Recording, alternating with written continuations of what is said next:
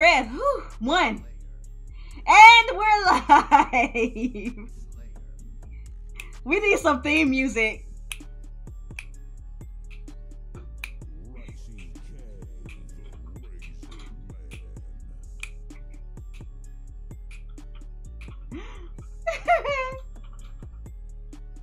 We legit need like real deal like theme music.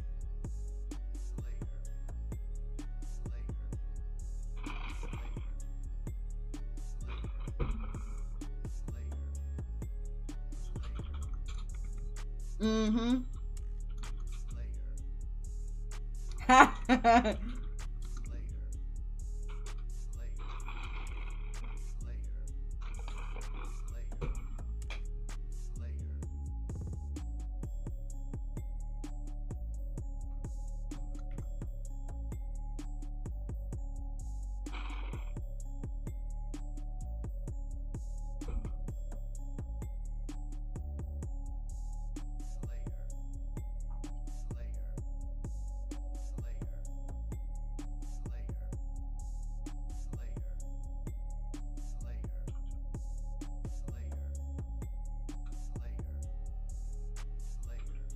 Oh my god. Now don't be fake. Don't be fake.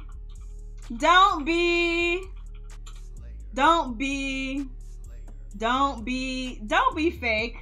fake.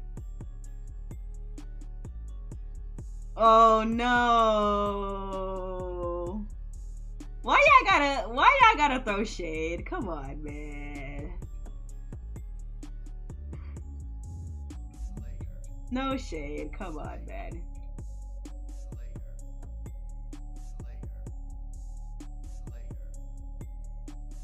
No shade, no tea, no Trump.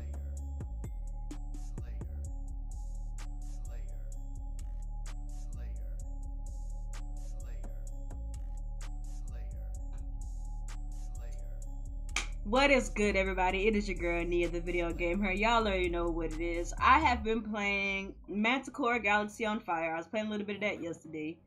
And I've also been playing Earthlock. I've been playing the same two games for a little minute now. But I'm trying to hurry up and get some more time in Earthlock because I actually got that game for review.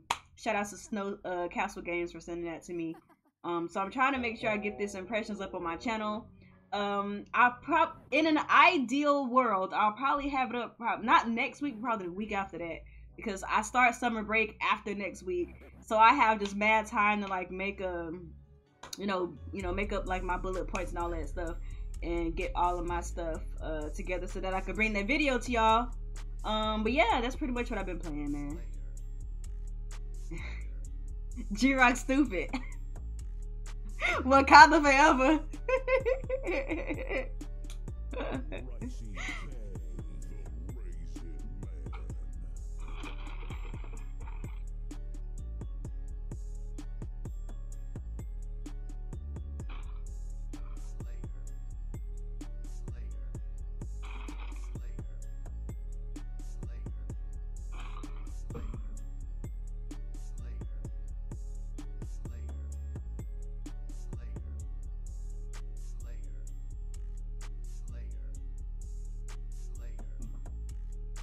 Near? I don't know if the Switch can handle that game. What they gotta do with Switch though? The Switch can't handle that game. I mean, like, don't get it twisted. Like, Nier's a pretty game, but it's not that graphical. Like, it's kind of, it's still kind of. But to go that speed though, that's what I'm talking about. Is it?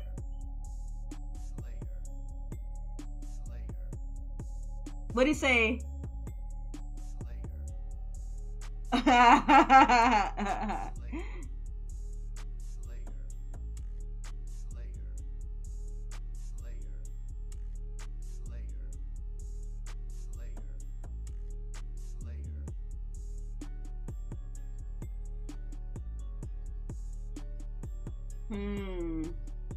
Hold on.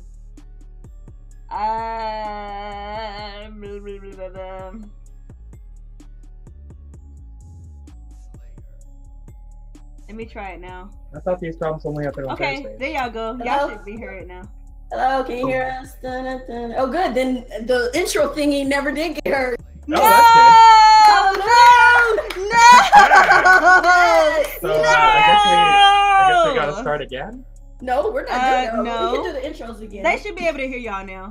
Can y'all hear us now? Yeah, they can hear us now. Okay, then G-Rock. So I guess they didn't hear G-Rock at all. They didn't hear him at all, so that's good. Yeah, G-Rock, go ahead and introduce yourself once more. We're gonna start over. Wind it back. Rewind it back. Okay. All right. So it's G-Rock, you know. Friends invited me to the podcast today. I do have some hate that I'm gonna throw at some topics, but you know, I came, you know, I gotta come in here, you know, I could bring my brand of ignorance to Team Red. I'm here to hit everybody. Yes. Coupon, they're requesting that you do the intro once again. Nope, not doing it. You didn't hear it too. That's Nia's fault. Blanks and all your hate to Nia. But I am going to say that we do, if there's anybody in the chat that can put a little jingle together, that would be lovely. Oh, damn, this is Team Red Talks Nintendo number 69? What? Yes, it is number 69. This is the best number ever. Ever. It's one of my favorite numbers. I know that. Hell yeah, that's why we brought, this is the real reason we brought G-Rock. That's why it's so up in here. Oh my God, coincidences. But yeah, if anybody knows how to put little musical jingles together, it'd be lovely if you could put one together for Team Red, and then a Team Red you hear jingle. us do a Team Red jingle, but you didn't hear the other one, so that's too bad. No, oh man, I'm sad not doing now. it. No, I'm not doing it. That's Nia's fault. Be mad at I'm Nia. sad inside. Oh, damn. Too bad. Oh, so Bring in Nia. LG, hold up, wait. They heard you, didn't they? Wait. They must have heard Nia. Yeah, The they heard homie- her. So you go to The homie LG Uh-huh. makes, shout outs to 210 LG right now. He makes beats. Go check him out. He said, I'm not doing the jingle until I hear the intro again. Oh. I don't even know what I said, dude. That was on the fly. You're making a jingle. You can't expect me to just rewind back some stuff that just came off the top of the dome. Basically, the jingle went like this. Watch Team Red. It's better than being dead. It definitely wasn't that. That is all Alex. I'm pretty sure that was the jingle. I don't know what it was, but it was something along the lines of Team Red Talks, something like that. But Alex, go ahead and do your little thing again. Okay. Yeah, so that's fine.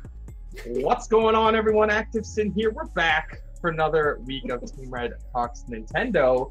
We're working on an intro. Relax. All right. We got Pokemon. We got a lot of cool E3 stuff. We're going to talk about Nintendo's online. We brought a very ignorant man in here to speak Pokemon for you. And yeah, it should be a good show. So sit back, relax, get your Switches out, and go check on those eShop sales. Yay.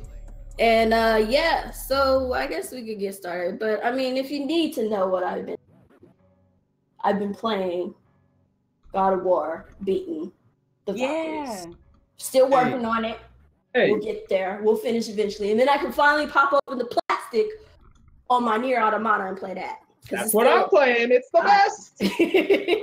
So, yeah, so let's just get into these topics. We're going to run down some games that are coming on the near horizon real quick so we can get to the juicy details of this podcast. So first on our agenda is Super Neptunia RPG is coming to the Nintendo Switch this autumn.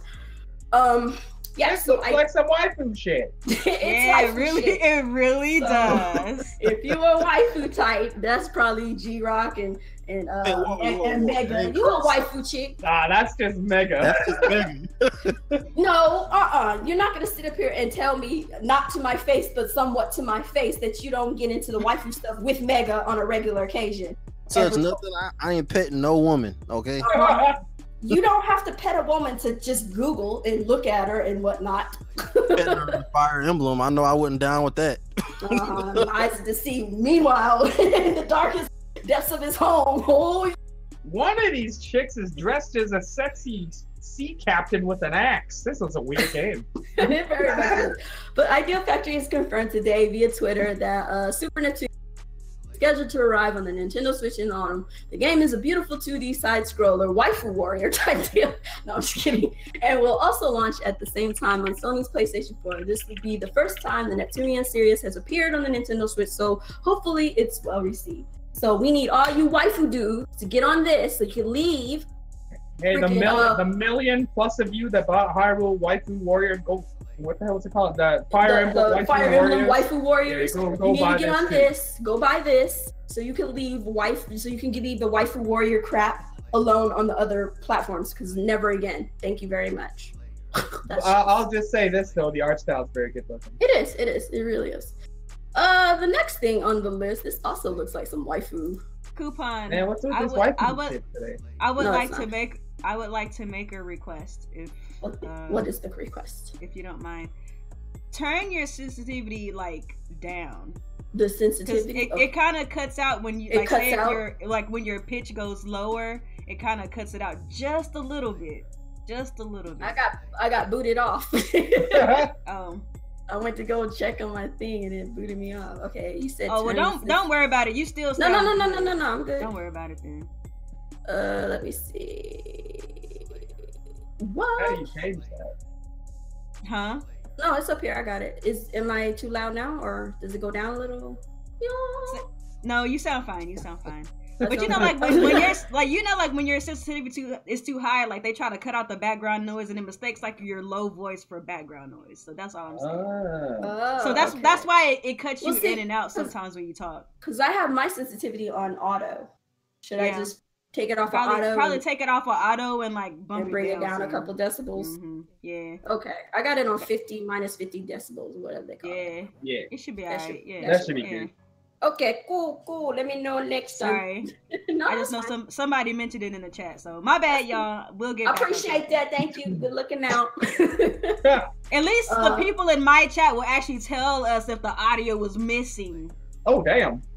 Oh, I'm not throwing shade. I'm just saying, like, I'm glad, because like some people be in streams like that don't say nothing. Experiences technical difficulties waiting for. Because sometimes on podcasts they're trying to figure out if they're mad or they're fake mad. Okay, I said no shade. All right. Now, come on. Toho Genso Wanderer Reloaded video. There's a video of Toho Genso Wanderer Reloaded, which got removed. It says video is unavailable. Yeah, it's unavailable. I don't know what that means. It's unavailable, so we just gonna move on. Okay. It's a game. Possibly coming soon. Moving on. Okami for Nintendo Switch coming to the West on the 9th of August. The official Okami Twitter account has confirmed that we shall be getting Okami on the Nintendo Switch here in the West on the 9th of August. So to all you beautiful people out there that waited for the definitive edition. Damn. I mean, it's the only way to play it. It has a freaking, you can freaking draw on there. The beautiful action-packed title is currently available to pre-order on the Nintendo Switch eShop. Don't do it; you can't get a refund. So if you Nintendo does not do refunds. They don't do refunds Absolutely on your eShop. Not. Don't do it there. If you're gonna pre-order it via Amazon or use a physical copy. Don't ever pre-order nothing on the eShop. Yeah, for real. So what? I'm gonna throw that out there, shade or not. But so that's a good thing. So if you're waiting for that, it's coming on the 9th of August. So that's good news. Cool. So this Did they say if this game is all on the cartridge or it's split? Do not know. Let me see. Let me go back and see. It's Capcom, so that's a guarantee. Yeah, that's why I'm asking, because it's Capcom and they're a bunch of dicks. They are a bunch of dicks. At that point, you might as well just get it digitally. You know what I mean? Yeah. It doesn't say anything about digital. Take a watch below. Experience this. Let me see if it has nope, it doesn't. I don't think nothing else. It just letting you know that it's coming in August. Okay. Yeah. Well, we'll see. I guess. Hopefully, it's all on the cartridge. They're only mentioning the eShop, so that's kind of suspicious. That's a good point. That's suspicious, y'all. Be careful. I mean, it's only digital because Capcom don't believe in putting games on carts. Oh yeah, maybe it might be digital only for Switch. It might be, because sometimes people will do digital only just for the Switch. Because nobody wants to deal with those cartridges. not all the time, but like if I can't get no refund for shit, that sucks. But like hey, those freaking Naruto games are digital only on the eShop. Yeah, those are digital only as well. All right, well, we'll move on. Looks like from this article, looks like it's digital only. Yeah, it sounds like, because they didn't mention any physical, nothing. They just said on the eShop. On the eShop, yeah. Yeah. So it might be, Capcom. Dang that! Don't want to. Done did it again. You done did it again. Some of us like to still keep the cartridges, but whatever. So, a game I once called VA11 Hall A is actually called Valhalla. Coming to Nintendo Switch. Sukiban Games has revealed today that Valhalla Cyberpunk Bartender Action is coming to consoles. Bartender Action.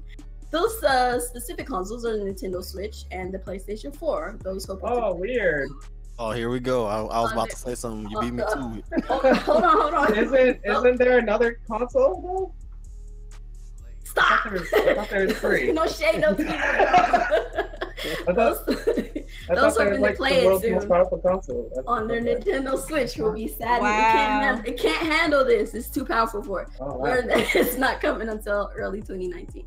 The company has released a new trailer for the game, which we can view below, I guess, if anybody wants to throw a link in the chat or some shit. But yeah, it's not the game on the Xbox. This will help drink the pain away of this generation. Oh damn! Moving on to the next topic. Send all of your hate mail. Send all your hate to either Alex Gaming and I didn't say anything. Bring it on, fam. I'm here to talk. So stupid. So Crash Bandicoot Insane Trilogy Switch now available to pre-order from Nintendo Switch eShop. Don't pre-order it, wait till it come out. Nintendo Europe has sent out a tweet that many of you want to hear that is the Crash Bandicoot Insane Trilogy for Nintendo Switch available. Pre-order in the eShop, as we previously reported, the game takes up a fairly small amount of 5.2 gigabyte of storage. So you got it, yay. This one's on cartridge. Yeah. Hear that, Capcom? That's cool. Old games do fit on cartridge. Especially NES and Super Nintendo games. Thanks. Wow. Imagine that. They didn't even put the Mega Man collection on a cartridge. Like, what? They put half of it on. Like, that's the wildest stuff ever. They're the worst. So funny.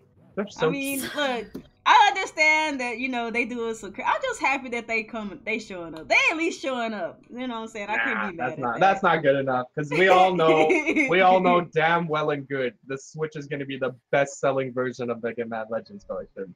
You know, and Mega Man X Collection. So I don't know. They could have put it all on cartridge. Just saying. I don't know, man. We'll see. But that box art is fire, though. My God. For Mega Man Legends? Yeah, the X Collection box art is so good. It is.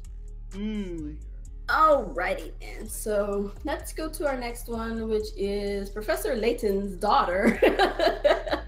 Level 5 announces Layton's mystery journey, Catriel, and the Millionaire's Conspiracy DX for the Switch. I'm happy there's a Layton game on the Switch, but it's not the Professor. That's the DS game, right? The 3DS game? Yeah. But it's coming to Switch. It's coming to the Switch. So, I ain't mad about it. It's whatever. So, Level 5 is bringing Layton Mystery Journey to Switch, according to the latest issue of Famitsu. It'll be released as Layton's Mystery Journey, Catriel, and the Millionaire's Conspiracy DX. When it was originally made for 3DS and mobile, the game featured touchscreen controls. For the Switch version, Level 5 is changing things to standard controls. Ah, you bitch. I want some touch controls too. You probably have touch controls in handheld mode. Well, handheld mode, yeah. Takara, because this is a game that I would be playing sitting in my bed. I'm not going to be playing this on TV. I'm just saying, like in docked mode, you wouldn't have touchscreen. Yeah. I know this sounds like blasphemy, but I've never played a Professor Layton game. Me either. Well, it's not blasphemy. Never. It's fine. They're not on home consoles. I don't give a shit about them. Yeah, they're on 3DS. I've never played one ever. Me either. Or Ace Attorney. I've never played that either. Never. Oh, apparently there's gonna be a NFC toy. Takara told me we'll have a not. You mean an amiibo? Yeah, pretty much. Well, that's what they're saying. An NFC toy. I don't know why they wouldn't just say amiibo, but whatever. Sounds like it's just an amiibo. Yeah, that's what it sounds to me, but they just said that's what they said on the article. Yeah. Amiibo? You mean amiibo? Who the hell's Nazutoki? Is that the girl? I guess I think that's the dude. What, the bitch holding the tea? Yeah, the What? not the girl. Why would you not have the girl? Because the girl's name is Catrielle, right?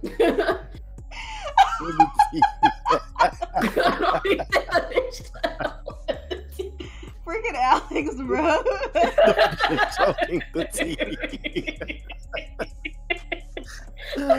Oh, it's gonna be wild tonight. Ooh, I'm moving on. I don't care anymore. The bitch holding the tea. Okay. Is that him? I don't know. I haven't played the game in a while. I couldn't even tell you. It's gonna be an amiibo of one of these heifers. So be on the lookout, I guess. That's all I know. Moving on. Oh my god. Oh, my head hurts. Oh my god. Okay. Also the hot new, I don't know why they call this the hot new Nintendo Switch accessory. It's not that hot, but everyone's buzzing about it, is up for pre-order on Amazon. So everyone loves the new Nintendo Switch. Seriously, what's not to love about it? But anyway, we're gonna move past all this fluff, and we're just gonna let you know that Nintendo Switch adjustable charging stand is available on Amazon right now. It's $19.99. And like, I just don't understand what took them so long to make this. I don't facts though. Like this thing is what people have been asking for a while now. Like they A way to charge your Switch while you're one. playing in tabletop mode. This is Pretty awesome. much. Like they made all these accessories, the overpriced accessories, and this is the one that they finally got around to. Yeah, this one's actually a good price. And too, it's a good $20. price too, yeah. Oh, I was actually $20? expecting them to charge like It's $20, $50 for this yeah. shit. I'm surprised it's that cheap. What the freak? Yeah, it's only $20. So That's play great. the Nintendo Switch system in Okay. tabletop mode at any angle. And or also, just to be clear, people, this does not act as a dock. You cannot plug this into your Switch into the TV. Okay, this is just to charge your Switch while you're playing in tabletop mode. Yep, that's it. It's not a Yeah, dock. I might actually scoop this, man. This will come in handy. Yeah, at it's work. a good thing to have. It's compact too. Yeah. I might ask if the bitch with the tea can go ahead and buy that for me. Stop. So you can angle the stand. It's adjustable and all that good stuff. And you can charge while you're using the stand as well. So if you don't want to put your thing in the in the whatever the frick, you can use it to charge it. But Hey, for now, most people have been buying that Hori one, right? yeah, I think so. Isn't that the one that's been? But isn't breaking that Hori everything? one? No, I think it's the other one, Nyko. Because Hori and Nintendo work mad closely together, so I'm pretty I know sure there's that one whatever Hori's charging got- dock stand out there that people have been using, but that's basically dead now with this only being $20. Yeah, Yeah. pretty much. And Nintendo's like, screw y'all, we're gonna make it $20 and take all. Take all the freaking peoples. But yeah, so That's what if they you're should have looking did from for that, jump, but you know, whatever. definitely. It's like you gotta freaking cry to Nintendo for ages before they get shit right. Yeah, Better late than never. I guess. Let's I move on. don't like buying third-party stuff at all for my Switch. Yeah, really I would don't. rather buy licensed. I've stayed far away from buying third-party stuff for the most part, because that shit is super expensive. Man, too, by the way. ever since that people came out talking about how unlicensed docks were bricking people's Switches, I ain't been buying no third party. I'm glad I hadn't bought nothing to begin with, but when I heard that, I surely was staying away like the plague was out there. Yeah. So we're gonna move on to some more fluffy topics, I guess. So Yuji Naka wanted to join Nintendo after he finished working for Sega. You know what this guy looks like? But oh no. He looks like the bitch holding the tea all grown up. Oh Jesus. no. So that's gonna be the run-on joke for the night, you guys.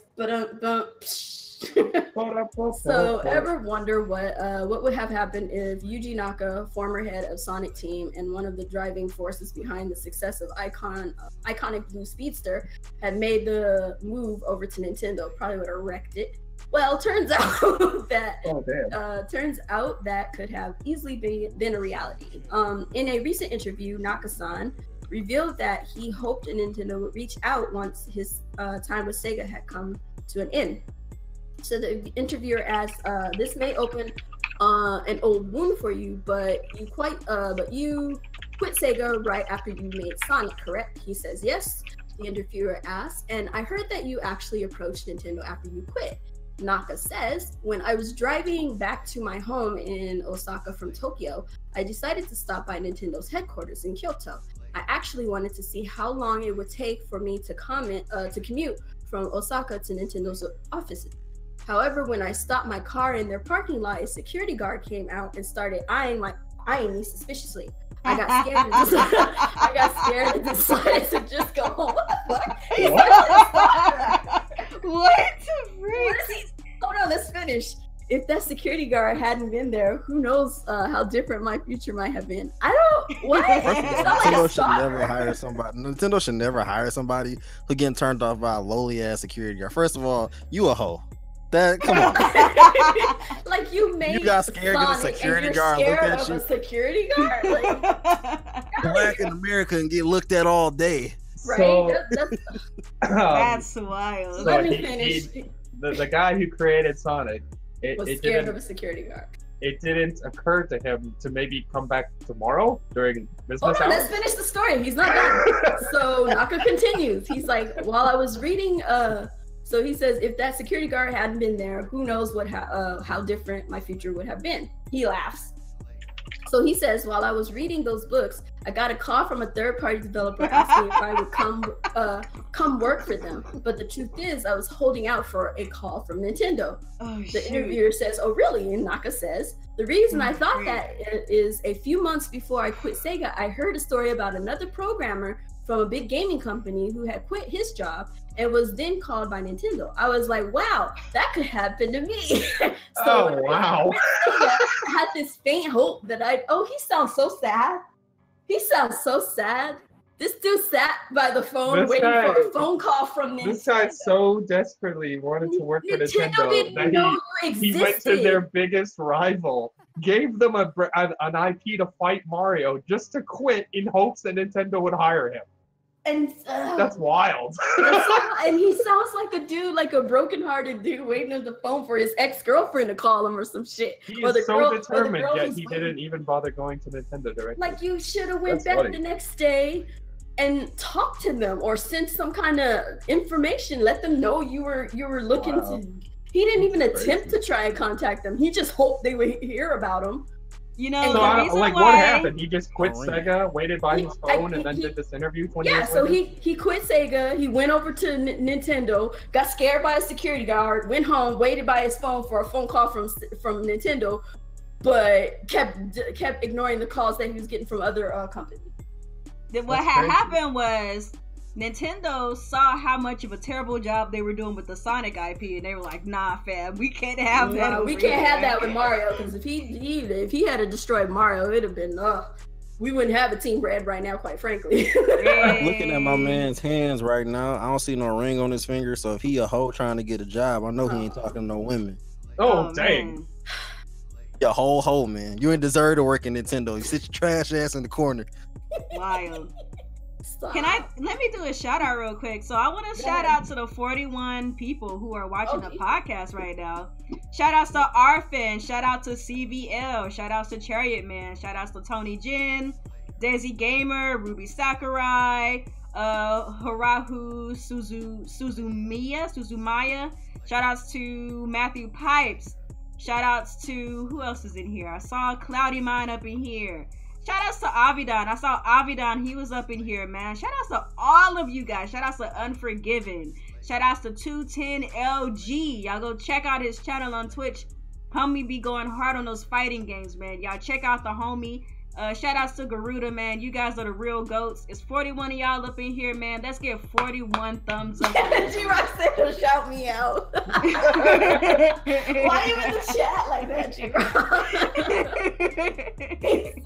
he said shout me out and come in here. G-Rock, you in the podcast. Shout yourself out. Right? Oh, shout out to my man G-Rock. Oh, man, thanks for that shout out, man. Oh, my God. Okay. So in other news, Koei Tecmo president interested in working with Mario. All these people so interested in Nintendo and working with Mario. Let's see what's going on. Let's see what his his stalker story was. Where were all these people during that dog shit Wii U? Right? I mean, I'm just saying, but Koei Tecmo has worked with a number of Nintendo-related IPs in the past, including Pokemon, Zelda, and Fire Emblem. President Hisashi Koinuma also has his sights set on another franchise, Mario. In an interview with Kotaku, Koinuma stated, "I'd like to have an opportunity to work with Nintendo's Mario. Basically, he's a character I've been playing with ever since I was a kid, so if I could do something with him, I'd be really happy." Koinuma added that anything would be great. When it comes to Mario, regardless of whether it's a Warriors game or not, even a simulation would be good, he said. So maybe there's a Mario Warriors coming. It's coming. It's got to be coming. I mean, Alex is so gung ho for that. It's he also happening. wants to work on Mario Warriors would be the best Warriors game, anyways. Is it? Yep. Okay. It'd be better than the Zelda one. It'll be better than that shitty Fire Emblem one. It'll be the best one. Man, I don't know, man. I really can't see it, to be honest. Mario working with that type of game style. Mario can do anything. That's why he's been able to survive for 30 years. I don't know, man. I don't know. I'd have to see it, to be honest. I'd have to see it. Getting none from Pete, so he better find something else to do because he got curved in Odyssey. That pissed me off. He got curved so hard, bro. Yeah. He got curved. This is how you treat me. He got curved and she went off and went to go see the world. Like, she was chilling, bro. She didn't care nothing about this dude. You know how many years, how many hours I done spent trying to save her? I didn't even get no daps and pounds. She just take my ride. I'm like, fam, how am I getting home? That's crazy. Oh my goodness. That's crazy.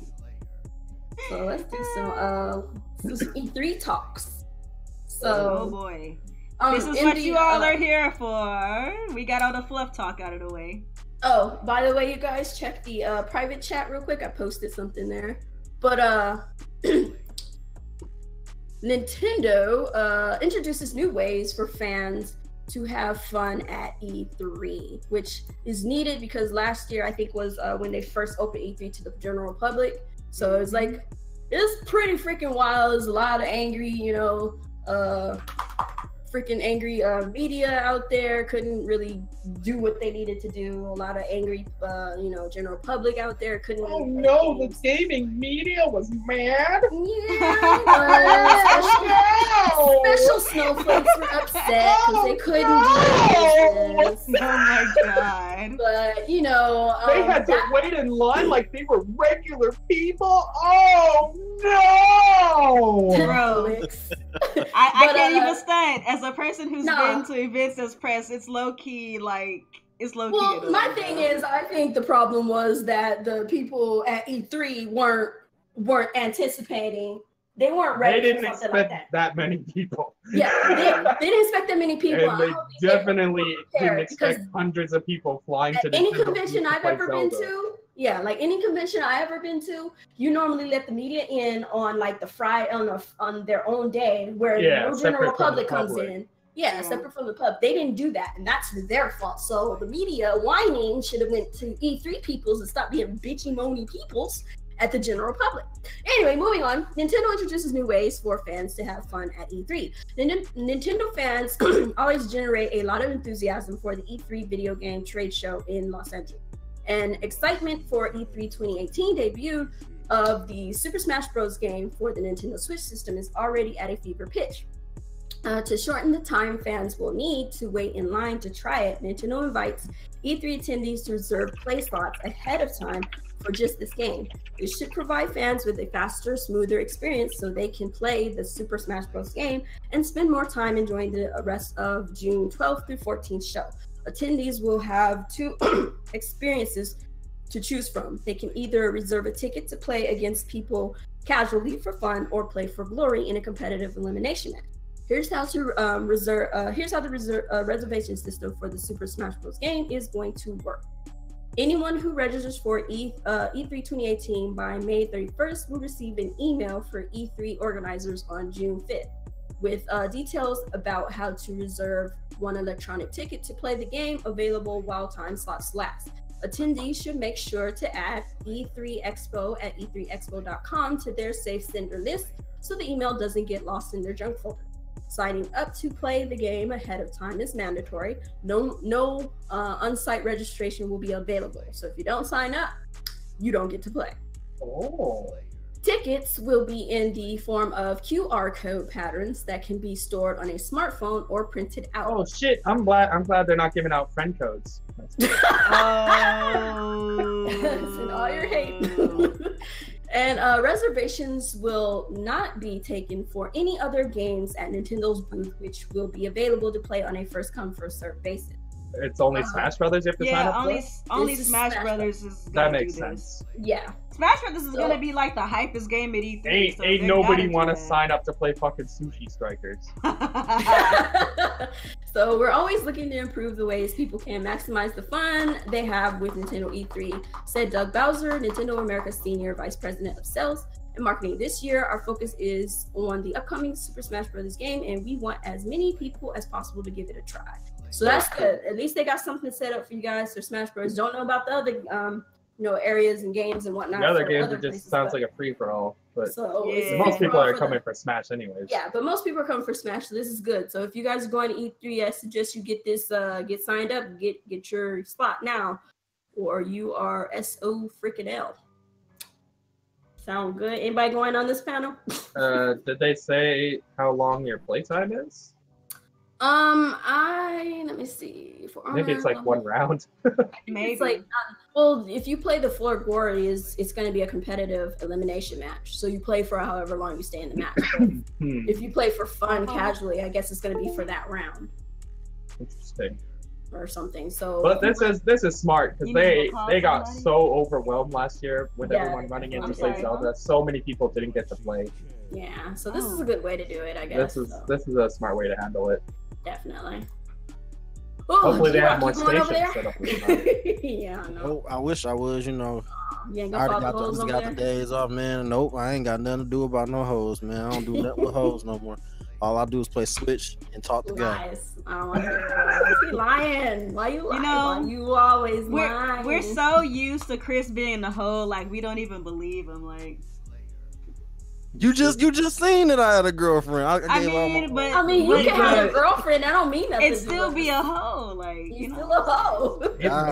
He's a reformed man. He's been baptized in Switch. Y'all invited me here to fucking slander me. I'm standing up for you. I know you're a changed man. Who's slandering you? You've always called yourself one. Now all of a sudden you did a 180 or something. This man is not a hoe. Man. That first pregnancy scare, that's enough. That was enough. Oh, that's what's okay. Damn, there we go. He was set straight. He just said, okay, I kind of sort of believe you until he called Kimishima. Kimishima gave him strength. Oh my god. Oh my goodness. So, Alex, did you get the new link that I posted? The Fortnite thing? Yeah, I got it. Yeah, I posted a new one just to make sure you guys have the same one. Yeah, it's in the chat. Okay. The slash year article? Yeah, the Forbes one wasn't letting me see it because of ad shit, so I was like, fuck them. So, Fortnite for Nintendo Switch port possibly revealed in job listing. So, Epic Games may be planning to launch Fortnite, its hit battle royale game, on Nintendo Switch. A hint of the unofficial plans appeared in a job listing posted by Iron Galaxy Studios, the company that brought the Elder Scrolls V Skyrim to the Switch. The job listing, which has since been edited to remove all references, made a mention of work on Fortnite. Iron Galaxy posted a job listing seeking a director of game design who will work in the company's Chicago office, leading teams. In its description of the company, Iron Galaxy mentioned that it is known for its work on Killer Instinct. Is that supposed to be Instinct or Instant? Instinct. Okay, Instinct and Dive Kick, which are Dive Kick. That game is silly. Which are complemented by our technically superb Fortnite and Skyrim Switch ports. Oops. No official announcement about a Fortnite for Switch edition have been made, meaning Iron Galaxy likely just let the secret out early. The job listing has since been edited to remove that part about Fortnite. Everything else remains quiet with no announcements from Epic Games or clarification from Iron. And so, you guys gonna get Fortnite if it comes to Switch? I have it on it's PC. free. I have it on PS4. I might as well download it on Switch too. Especially don't like play it now on that PS4. it's free. I don't play it on PS4. I don't play it on Xbox. Probably ain't gonna play it on Switch, but it do need to come to Switch. If you put it on the iPhones, bro, just put it Yeah, on that's Switch. what I was gonna say. Like, Right. That's this how should I have been feel. on Switch already. It's already on iPhone and Android, so like, Yeah. the Switch is literally last to get this game. Yeah. The Yeah, only thing that really kind of concerns me about this listing is if the listing just went up, that means that it's not even in development It's yet. not you know done what yet. I mean? Yeah. I feel like this should have been a priority a while ago, in my Like, opinion. basically at this point, the first team to put a battle royal game on Switch is going to be the one that succeeds. Yep. Yeah. Switch is the only platform without a battle royal game. And if the Yeah. rumors are true that Black Ops 4 battle royal is coming to Switch, then Fortnite might as well not show up. I don't know, man, because it's I don't still know. I free think to play. Fortnite That will gives work. it an edge. Will vibe It better. depends how long they take. It Because does. if Black Ops 4 is on the Switch and it's a battle royal mode, they're gonna have AAA development teams working on a battle royal game exclusively. That's gonna be better support than Fortnite gets. I don't know, man, because Epic Games is doing Games an isn't amazing slouch. job of supporting it, Yeah. supporting Fortnite. Like They're no Fortnite slouches. has. They've been keeping up with it. Fortnite They has did a new good job updates. because they stopped doing everything They else. killed off Just all the killed other the games. game. Yeah. Yeah, they pretty much stopped their and, production. I mean, I understand that, but my point is, Epic Games has the people required to make sure Yeah. that game has enough output to satisfy the Again, it increasing depends how growing long base, it takes user them to base. get this game on the Switch, though. Yeah, because I think games like they're this, already like working the on it. trendy games, like they're here 1 second, and the next second that they're not. Yeah, you gotta So, get in while it's hot. yeah. Like, Fortnite is the hot shit right now. I think they already got it. They're probably gonna get it out before Call of Duty. I think. Hopefully, it's this year. If they make it out before Call of Duty, that would be ideal. Yeah. Yeah, but I Muhammad think they can Alavi still- mentioned. Mhm. Muhammad Alavi had mentioned that Crazy Justice game, and when Fortnite comes to the Switch, man, nobody ain't gonna care about that Crazy Everybody Justice gonna game. care That's a small indie game made by like 2 people. No one cares. It's just this. Like, I'm not trying to be rude. I'm just saying, like, when you're comparing that game to Fortnite or Call of Duty, but like Black Ops 4 Battle Royale, nobody cares. Yeah. Because Epic Games has the people to back a game like that. So Right. does Yeah, people the making Call of versus like a Duty. small indie team who will probably make Yeah. a good game, but they'll never be able to compete with the output that these other companies can do. And that's the reason why PUBG is getting smashed by Fortnite. Yeah, that's because why the- PUBG they're not- has been destroyed by keeping- Fortnite. Right, Those because guys fucking Blue suck and they Hole don't know how is to play not- their game. Right, Blue Yeah. Hole is not putting in that time, or they're not getting the people required No, to they're make sure that they're they too up that busy making game. other games. Yeah. Right. You know that Right. Microsoft and the coalition are helping them too. You mean to tell me that they have problems with game development? Come on. Wow. I don't know if that's shade or The- not. Actually, that's not Microsoft, shade, No that's drama, factual. no tea. They are. Microsoft- They are. you know what's wild to me? Microsoft will send the coalition to go help PUBG, a third-party game, but they're not helping Sea of Thieves. They're not helping State of Decay 2. Right. Why is that? Like, that makes They no gave sense. up on it. They're not even trying to improve their own first-party titles, but they're sending one of their best studios to go help a third-party game. Yeah, that's wild. That's fucking crazy. Yeah, man. But anyways, this Fortnite situation, man, they better try to make sure they get this on the Switch sooner than later, because Yeah, and like I said, apparently like, this games like version's this, gonna have crossplay with Xbox and PC, so that's really yeah. cool. Yeah. Games like this, man, you never know if they're gonna be in existence tomorrow. You know, like those trendy games, like 1 minute they're hot, the next minute they're old news. That's my whole Yeah. thing. Trendy Well, games for all I become know, it could problems have- because every game becomes Yeah. exactly like it. Right. Well, I mean, but you know, for all I know, this game could have staying power. It could have legs. You know, I don't know. At this Yeah. point, it's gonna be hard to compete with Fortnite Yeah. if you're a But- newcomer but- coming into it. But we said the same thing a couple of months ago about PUBG, and nobody Yeah, cares but about PUBG. The difference anymore. is, like, this game is free and it's on all the platforms. PUBG's on 2 platforms, you have to pay for it. But you know, that's what I'm saying. Like 1 minute a game could be the hotness. I understand what you're saying, and then the next minute it could just be irrelevant. And I don't know where I'm going with this. Anyway, Okay, well. I lost Either way, my thought. hopefully Fortnite comes to the Switch. I hope so too. I hope so too. There you Because, go. like, No shade. it's no hopefully- drama, no- Hopefully it doesn't take too long though. That's my thing. Can people on console play against people on the phones? Yes, they can. Yes, they can. That is hilarious. Okay. Yeah. Mm-hmm. Why? Why is that funny? Because the people on phones get to touch on the screen to aim. That's a severe advantage. Yeah, they get body, just like console people and PC people playing games together. Yeah, I console don't guys want y'all near me. Don't come near me. So the superior mode is freaking on your phone. click on their head, boom, dead. But so we're just gonna go ahead and move on from there. We got rumor mills rolling around. Remember, these are all rumors. Don't take this all seriously. They're all verified. Let's just say they're rumors. I'm saying they're rumors. Facts. That's Alex. He says they're facts. I say they're rumors. Pokemon Switch rumor roundup. So, less than a month away from E3 2018, but it looks like alleged details regarding the next Pokemon game have already begun to leak out ahead of any announcements from Nintendo. We know for a fact that core Pokemon game is in development for Nintendo Switch, but we don't have any official details beyond that. So before we delve into any details, please keep in mind that none of this information is confirmed until Nintendo officially announces it. So I confirmed it right now. Oh boy! Hold up! Hold up! Oh Hold shit! up! What? Hold up! Yo! Oh! He Garuda! $50? Garuda! Blessing my the dude. stream! Yes! $50, boy! He wants us to know that he is Caribbean African.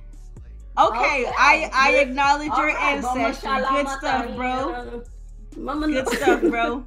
That's what I'm talking about. Yo, Blessing shout out to You can at least Garuda. give the man a Wakanda Forever sign. Wakanda forever. Wakanda forever. Shout outs to the homie Garuda for the donation. That is That's epic. what I'm talking about. Now you Yes. Yes, awesome, man. All right, so we're gonna go back into the leaks. So the initial leak, the leaks began earlier this week when industry insider Emily Rogers stated in a blog post that Pokemon for Nintendo Switch is set to be revealed before the end of May. She also stated that 2 versions are planned for release, and that the games will raise a few eyebrows. A mere few hours after Emily's post, a 4chan user uploaded an alleged image of Pokemon Switch title, confirming that Pokemon Switch would release as 2 versions, Pokemon Let's Go Eevee Edition and Pokemon Let's Go Pikachu Edition. Hey, yo. Let's go! Let's The go, guys Pikachu. will supposedly be remakes of Pokemon Yellow and will feature Pikachu and Eevee as the starting Pokemon. So there was a tweet by Based AF Media showing some information, which should be on the screen. I think with me, I should have on the screen for you. Yeah, guys I have to it. get there. Mm-hmm. While both games are said to return players to the Kanto region, Red will apparently not be the main playable character.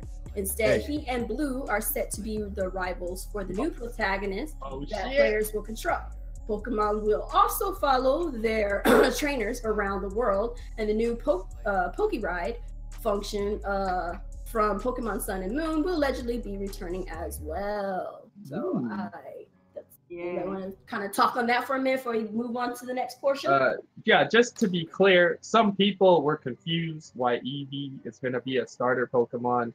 The reason for that is because in the show, Ash uses Pikachu and Gary Oak uses Eevee, and that is going to get mimicked into this game. Okay. Got something to say, Chris? No, yeah, Eevee over Pikachu all day, because Umbreon was clean. Oh my dude! I'm sorry, bro. Ash was trash. Ash was trash. Anybody, all these people growing up, y'all like the Pikachu. Y'all was hoes on the playground, and y'all hoes now. Oh damn! Dang, he gotta go back to the playground days. I've always been fond of Jolteon. I like Jolteon. So me and Coupon, we don't really play Pokemon. So I have to ask. Y'all don't even know who Pikachu is. I do. I have to ask. At least that. There's a lot of people out here who are shooting on this game, saying this game sounds like it is trash. Y'all want to address those people real quick? Yeah, because I'm hearing that too. Because I don't understand what's bad about this that people are complaining about. Because I don't play Pokemon. So I don't. The whole thing is what's caught everybody off. Is it first of all, everybody doesn't want to go back to Kanto. That doesn't. this is gonna be what the 20th anniversary of Pokemon Yellow. If they're making a change to Pokemon and they're trying to bring more people back in, we're not gonna do Gen 4 and 5 where everybody fell off, guys. We're gonna go back to where everybody knows, so that we can all be there. We just had Pokemon Go, which was literal fact that there's millions and millions and millions of people who love Gen 1 and who will come back for Gen 1. That makes sense. I don't feel like it's a bad thing. I think the Pokemon Go thing is what threw everybody off. And because when I heard that too, I was like, no. It depends how they do it. Just so us is this supposed to be Pokemon in the world? I'm fine. Yeah. So let me ask you, if these rumors are true, is this supposed to be a new game based in the same region, or is it supposed to be a remake? Because like Red and Blue are not the main characters; they're your rivals, so it is different. I guess it's more like a reimagining of the game. So a reimagining. Okay. I think from what I've been seeing, that people have been talking about, it's more of a reboot to the series. Like, I guess they're gonna try to handle generations differently from what I've been reading, which is fine. Pokemon needs not like a restart, but it needs something to change it up. It needs to be refocused for sure. Yeah. Like we've been just going downhill, bro. Like, don't get me wrong. I've played all the Pokemon games and everything. I love Pokemon, but you said, we got to get refocused and we got to get back on point. But if we're gonna bring in new people, especially with the Switch being as successful as it is, we're gonna go from where the craze started and we'll go from there. We're not gonna pick Gen 5 and 6 where everybody's screaming. Most people have fallen off trash can Pokemon. Yeah. So basically, so basically, this game is comparable to like the Ratchet and Clank game on PS4. It's not a remake. It's more of a reimagining of the original games. Is that what it is? Like, I'm just trying to figure out like what's the big deal. It sounds like everybody. Yeah. I don't know. I guess you could look at it that way.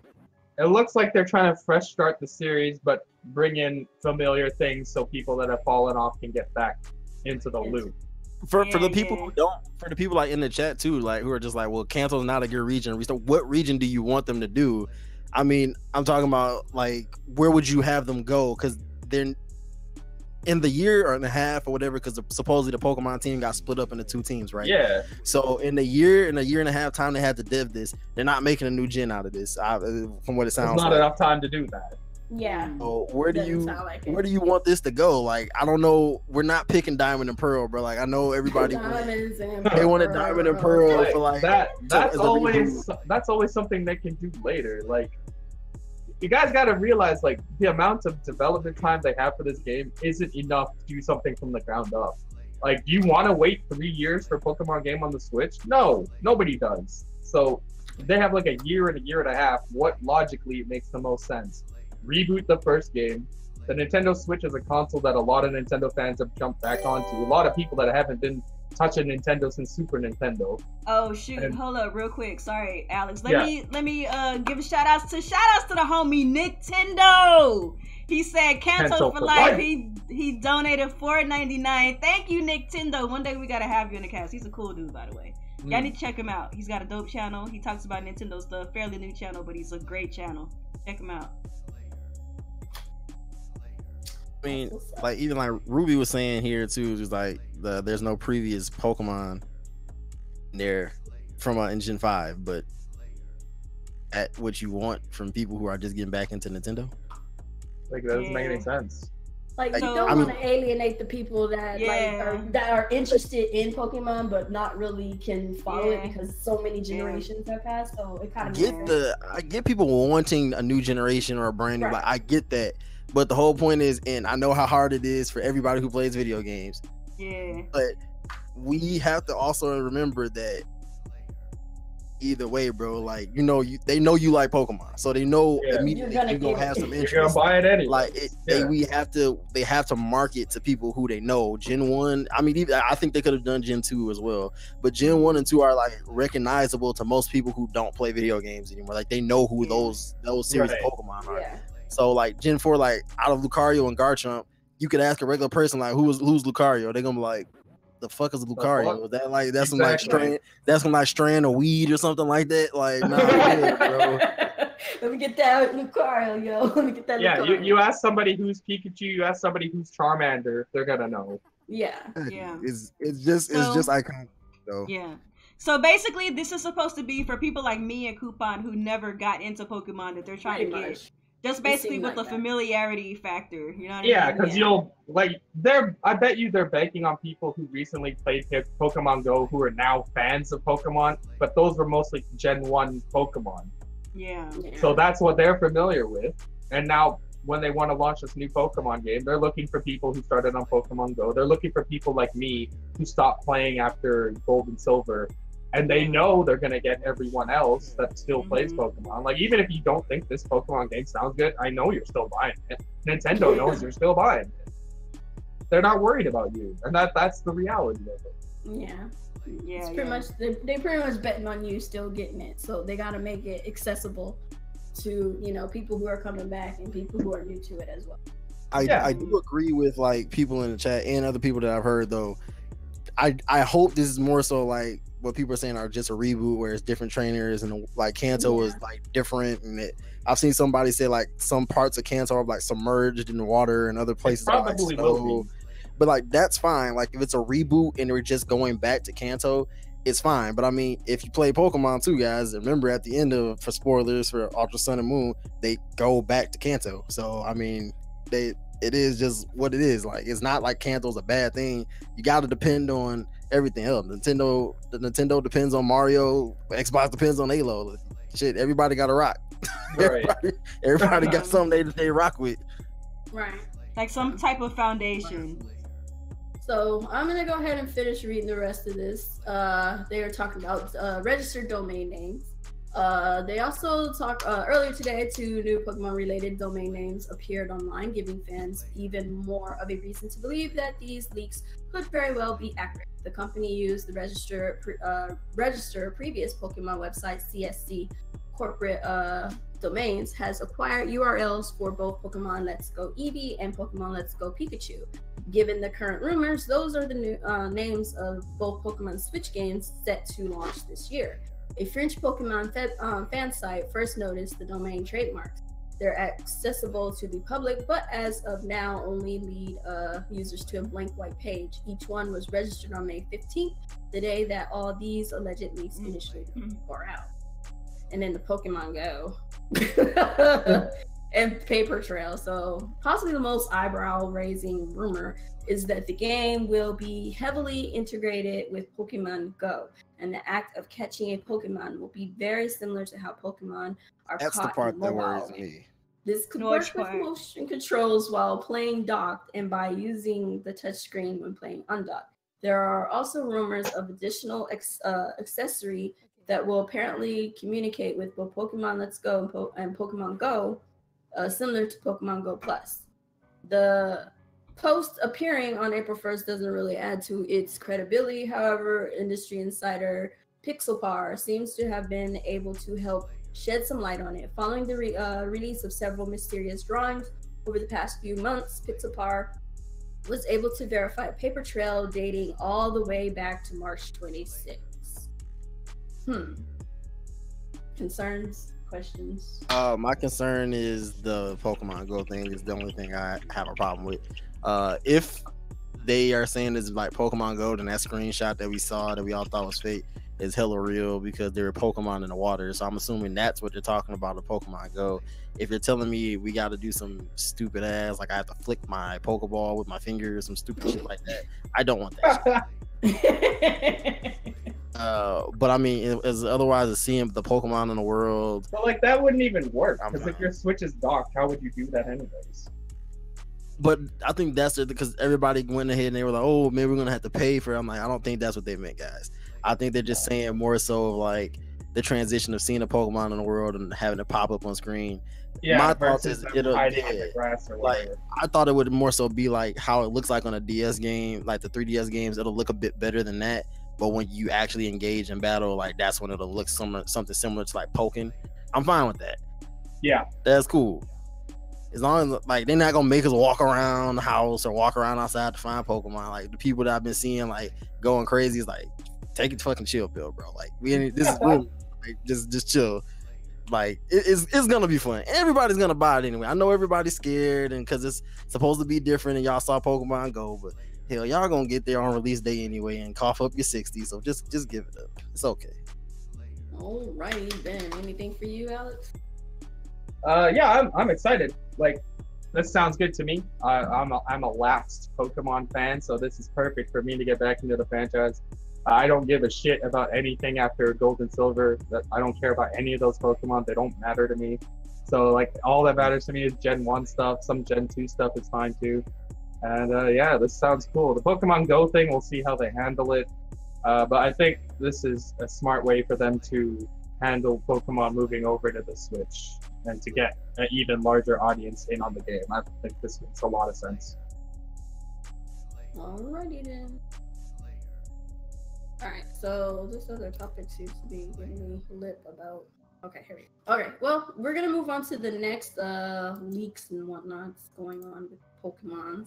So, leaks suggest Nintendo's Switch Pokemon RPG set and console starring Pikachu and Eevee. Basically, we kind of went over that a little bit, so there's a little bit more information, I guess. Pokemon Yellow launched in 1990. Oh, we're not doing a freaking history lesson. Moving on. Let me see. Hold on. To let you play through Pokemon Red. Pokemon Yellow is 20 years old. Damn, that is kind of interesting. So it brings to mind a certain unverified image which appeared online earlier this year. So there's like a picture appears to show as a section of gameplay where the player character is riding on the back of a Lapras.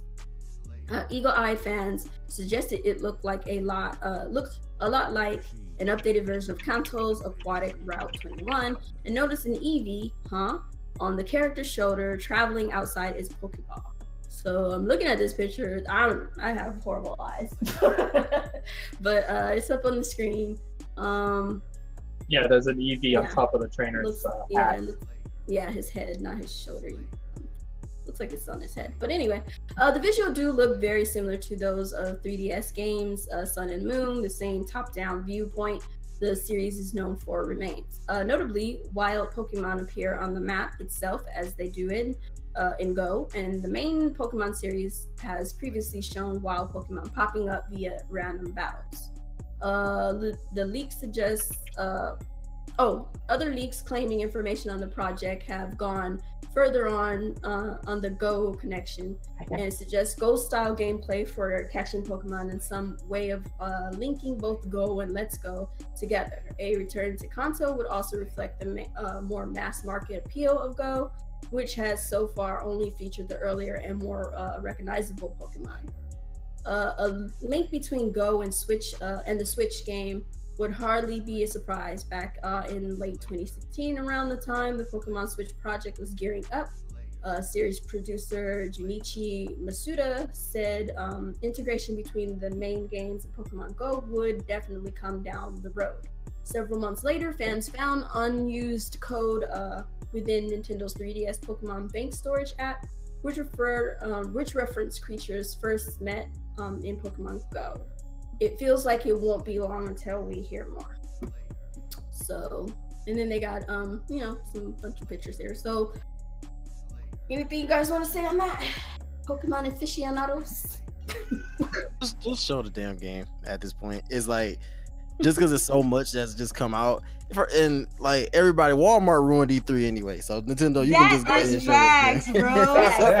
That is facts, bro. Like everybody, like boycott Walmart. It wasn't even some like big leak. Ruined all the surprises. It wasn't even like some big leaker trying to be like internet famous. Like it was like a legit retailer who ruined E3. Like what the freak? Like, can y'all wait to put your shit up? Yeah. Even Bethesda was like, well, we were gonna show Rage anyway this week. Like, yeah, no the hell you weren't. No, they weren't. They were gonna save it for E3. It's okay, bro. It's okay to say you mad at Walmart. Right? I mean, Rage 2 do look fire though, low-key. It does look good. Too much like for Pokemon. I feel like they should just do it the same way they did Smash. Host a little host your little 10-minute direct to be like, look, since y'all can't fucking wait, you want to ruin everything. Just let Pokemon Let's Go Pikachu. It's Pokemon Let's Go Eevee. That's why when like E3 come around, I be trying to stay off the internet as much as possible. But this shit is so hard. As soon as you pop up, it's like but E3 is so far away. I didn't think that I was gonna have to be off the internet this early. Right? It's like, what is the freaking point of E3 at all right now? I know they mad as hell. Sue them. All the companies are gonna sue Walmart. You bitches. Have fun with that. Shout outs to Walmart, man. Free. Nah, hell no. No shout out to Walmart. F that. Walmart's better than any of these Twitter guys that try to be famous from being leakers. True. Yeah, that's true. I feel like at this point, Walmart is just pretty much like taking some of the boom out of E3. So it's kind of just, I know they didn't really, like Ruby was saying, they didn't really show anything for like Nintendo, but I think it's more so at this point that it can't hurt Nintendo because we haven't seen Metroid, we haven't seen Smash, so we don't know what these games like, either they're new games or they're ports or whatever. I'm talking about Smash. So just confirm the names and just like, look, shut up, here you go, be quiet, we'll see you in a month, and that's it. That's all you got to do. It's like they didn't have a problem doing it the other time. You'll announce like some small ports and stuff, so just give us the 10-minute direct so we can all scream and go crazy and do backflips so you can get some Switch sales, before E3, and then we good. Public service announcement. It's only a month away. I don't care. My bad. If they don't show it before E3 or not, it's whatever. It's whatever. At this point, I'm like, I haven't really heard a lot of the rumors. Some of the stuff I haven't picked up on, so it's like whatever. I don't really care, but like I want to be fairly surprised for E3, but at the same time, it's like whatever. We'll see what happens. So at this point, it's just kind of like what you said really makes no sense. But okay. At this point, I'm just like, if we get leaks, it just kind of is what it is. The real surprise is going to be actually seeing these things in action. You know what I'm saying? Like, you can hear about something all day, but until you actually see it for yourself, then you can fairly judge if it's the kind of game that's going to be for you. Don't get upset about it because it says like Pokemon Go. Like, people are going crazy everywhere and like Pokemon doesn't sound good, and it's just like I ain't dramatically changed in forever. It's not like dramatically departed from what it was or what it is. Like, they add features and take them away all the time. Let them show the game first. Everybody said Metroid Prime being first person was stupid too, and then we got the game and it was lit. And then Mario Rabbids, everybody thought that was gonna be everyone was saying Mario Rabbids was trash, and it turned out to be awesome. On that one, because I was like, that's some bull. This is trash, and I got the game. I was like, oh. I was one of the people who I was adamantly against it. I still am. I haven't played it at all, but that it game looks is good. Awesome. I want shit on it. Does look good. Yeah, because to me, Rabbids are like the minions of video games, so I was against it for that reason. But it actually turned out to be a good game. So yeah, they didn't actually make it make them. This isn't Microsoft. You don't have to worry about it being a good game. Wow. Send all of your hate mail to Actives in Gaming. But speaking of rumors, since we already on rumors, let's keep on going on the rumor mill. So Retro Studios is working on a secret Star Fox Grand Prix title for Switch. It ain't so secret if it's out as a rumor. Definitely not secret anymore. So when it was revealed, developer Retro Studios was working on Metroid Prime 4. What the fuck? We were. She got tongue-tied. Yeah, I got tongue-tied. We were left wondering what the Texas-based outfit would do next. Apart from handling the Switch port of Donkey Kong Country Tropical Freeze, that is. Well, one hot rumor suggests that it's been secretly tinkering away on a new Star Fox title, but with a twist you definitely aren't expecting. The rumor, which was posted by Reddit user Vergenden or something on the Star Fox Reddit, says the dev is building a spin-off more akin to F-Zero than a traditional Star Fox title, one purportedly called Star Fox Grand Prix. Here's the full post below. So what Retro Studios is working on is that's my freaking I'm not laughing at you. I'm laughing at laughing at the chat. If you hear her in the background, she's screaming at her dad. What Retro Studios is working on is a spin-off based on an existing Nintendo IP that they haven't worked with before, Star Fox. It is actually a racing game, something like Diddy Kong Racing mixed with F-Zero, essentially, but more like F-Zero gameplay. It will have an adventure mode of some kind, think Diddy Kong Racing, and there will be some boss fights in a hub world like it too. It is called Star Fox Grand Prix. So yeah, take it with a grain of salt. What you think? Are we going round table or just free form? How we doing this? Free form. You can start if you like. All right. So this is pretty much where I'm at, man. All right. So when I first heard these rumors, man, I know I tweeted Alex when I first saw the information. I was like, LMFAO. If this is true, I'm gonna go off. So my initial thoughts were negative because I'm like, bro, just give us a regular, real Star Fox. But then the more I thought about it, the more I was like, you know what? To be honest, that should be kind of a fun game. Because, like, they're saying that it's supposed to be on the same, like, style of Diddy Kong Racing. And then I really started to think about, okay, what was Diddy Kong Racing like? Because, you know, I ain't played it since I was a child. So, you know, like, Diddy Kong Racing, obviously it's a racing game. But there's so many different things that were inside of that racing game that made it kind of like an adventure game all the same. So considering that Star Fox is one of the few franchises that Nintendo has that actually has a lore and like kind of like a story and like character interactions behind it, like this could actually really work well for Star Fox. Could you imagine if you are in the hub world, then all of a sudden you just have like a random dogfight just in the middle of nowhere because of some being that's coming to like challenge you or something like that? Would actually be kind of tight. One thing that I can say about it, but I guess it's kind of null and void considering the next thing we're going to be talking about is the fact that Retro Studios is behind it. Because I don't know, maybe it's my personal bias towards Retro Studio. I feel like Retro Studios is such a talented studio that I would feel more excited about whatever they're working on if it was an original IP. Like, I kind of don't like the fact that Retro Studios is working on an existing IP. I want to see them try their hand on something completely new. I did say before, I know I've said on previous Team Reds, that if Retro Studios were to work on an existing IP, I would rather it be something so far removed than something that we haven't seen in such a long time that they could bring like a freshness to it. For example, like Sheriff or a freaking I'm drawing a blank. I say it all the time. Star Tropics or whatever. Star Tropics. Like something that we haven't seen in such a long time that it will be made new. And I feel like even though Star Fox Zero wasn't well received, it's still the Star Fox IP isn't dead. You know what I'm saying? Like we had one last generation, so I still feel like for them to be working on a Star Fox IP, that's not my preference. But the game idea itself actually sounds like it could be pretty fun. So that's pretty much where I'm at on this one. Okay, what about you, G-Rock? How you feeling? I'm in the other camp. I don't want this.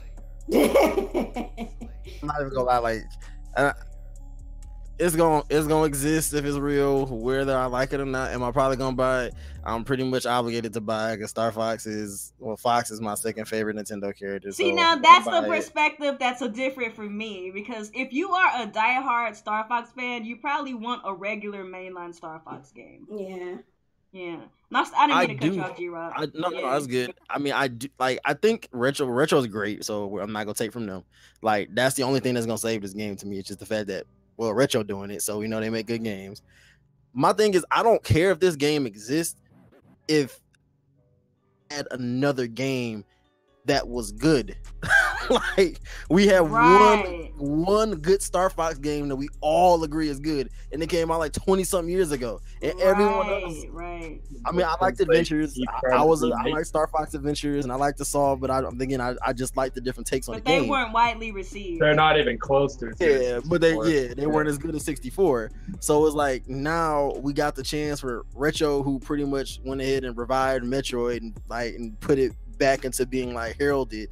Like, I'm like, okay, cool, they getting a hold of Star Fox, and then Alex posting in the Discord like, yeah, they're doing a racing game. I'm like, who the fuck greenlit this? Who in the fuck told Nintendo to let them do this? Like, to me, I thought my ideal Star Fox game is not them just being in the R-Wing.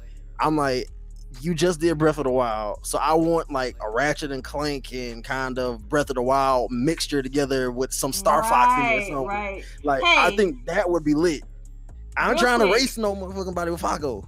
Real quick, have you played Starhawk on PS3?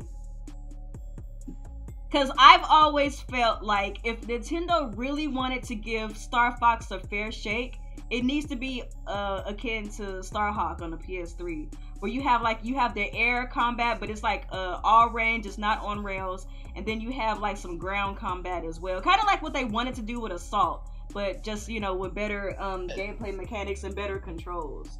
If you're gonna do, there's so much you could do in space. So it is a disappointment that if this is a real thing, that they're going racing instead of actually making a full-fledged bombastic, huge space game. If that's the case, they could have made some kind of add-on to Mario Kart with the whole Star Fox add-on edition or something, and then made a whole actual Star Fox game. I don't know, do we really want another racing game right now? I don't know, man. I feel like Mario Kart is especially with Star Fox involved, dude. Is that really what we want? Star Fox game, because like Nia said, the IP is not dead, but damn it, it's close enough. It's I mean, hey, no filter in the chat. It's not that we're not giving it a chance. It's just come on, Star Fox needs to be Star Fox. I just told you. I said I don't want that game. I'm not gonna lie to myself and say I want that game. I'm one of those guys that when I'm a fan of a game, I'm going to try it if I really love it. And I love Star Fox. I love the universe and the characters. So I'm probably gonna buy the game. If it's dope, then it's dope. I'll say if the game is dope, good, I'll pick it up. If this is actual reality and it's not a rumor, and they announce the game and they show us some good stuff, I will praise it and I will probably pick it up. But it's not the Star Fox game we need. For what we're listening to and what we're seeing, and kind of and we're coming up with our own conclusion, obviously. So it's right now, it's just do I really want a Star Fox Grand Prix right now? Personally, I didn't. This is my thing. I didn't. Fuck F-Zero. That's why. No, fuck F-Zero, because I didn't even purchase F-Zero, because after watching that miserable playthrough with Alex, there was no way I was picking that up. So I was mad as hell because first of all, we didn't get the platinum Star Fox that we were teased in Bayonetta 2. Don't tease me. Tell me that they're working on Star Fox and then give us this trash thing that couldn't even stand up to 64. Are you shitting me, son? Get out of here. Star Fox Zero did not quench that Star Fox itch. It didn't quench my itch. And now you're telling me you're turning Star Fox into a Grand Prix? I don't want that right now. I have Mario Kart 8 for that right now. That's 3 games that could be races though. Star Fox. And you have F-Zero. Why couldn't you just go with F-Zero for that? Star Fox is not F-Zero. That's exactly. That's if you just did another Diddy Kong, you could just, even though they don't have the characters and Rare has them with Microsoft, Rare. But hell, you got 60 Kongs. Just put the Kongs in there. Oh my god, why is it hard? Unlike you guys, I'm actually very excited about this, I am also a huge Star Fox fan. Star Fox is one of my top 5 Nintendo franchises, but Star Fox has fallen on hard times. Star Fox Zero is alongside Kirby. That shitty ass Kirby game on the Wii U. Rainbow Curse. Yeah, Rainbow Dog shit, whatever it's called. Star Fox Zero is one of the worst games I've ever played in my life. That game broke my heart. You look so I'm worried to the point where Star Fox wouldn't.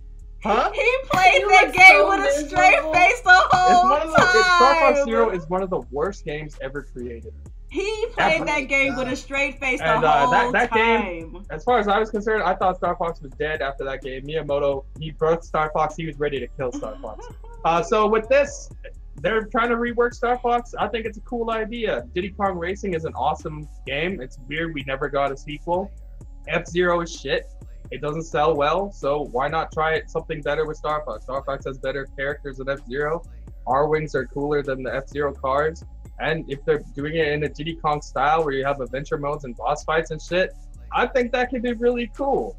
And with retro handling, we already know it'll be a good game because those guys have not made a bad game yet. Yeah, no. And then what they did with Metroid was sensational. How they brought back Donkey Kong Country and made that relevant again was amazing. Why can't they do that with Star Fox? And if they're going to try something new, I'm all for it. Like, I don't need a standard I don't need a regular Star Fox anymore. Because what the last one they fucking tried was one of the worst games on the Wii. He's like, forget about it. Just give I think the main thing too is that racing is such a limited genre. Like, even though like a Diddy Kong styled racing game would be fun, and I would do say that it sounds fun, you're still, at the end of the day, you're racing. There's really only so much that you can do within those confines. I think that's really the thing that a lot of people are kind of concerned about the most. Because, like, say if they said they were going to change Star Fox from a rail shooting game to an adventure game, that's a little bit more broad. But the only than, for good example, ones are the rail shooting ones. Yeah, but they could still. I mean, if Retro Studios wanted to, they could have made a full-fledged adventure game with the Star Fox. Well, like I said, if the Retro Studios is a good company, they're good devs. They know how to do their business. So, like, I have faith that it'll be a good game. And if it's a good game, I'll pick it up. I have no problem with that. I'm just more in the middle. Like, do I really want another racing game, or do I want a Star Fox? And even though it is still Star Fox, it's like, hey, they can't possibly mess this up. It's not hard. It's gonna be a good game. It's gonna be a good game. I don't see them messing this up. So it's like, it's whatever. At this point, it's just, let me see what it is now, and I'll make a better, more informed. I like the idea that Nintendo's trying different things. And I do like that the way too. they're trying to revamp franchises. I think it's a smart thing, and a lot of them have turned out good. The one that didn't let's look at it this way. The one game that didn't get revamped was the Kirby game on Switch. That is a very generic game. Yeah.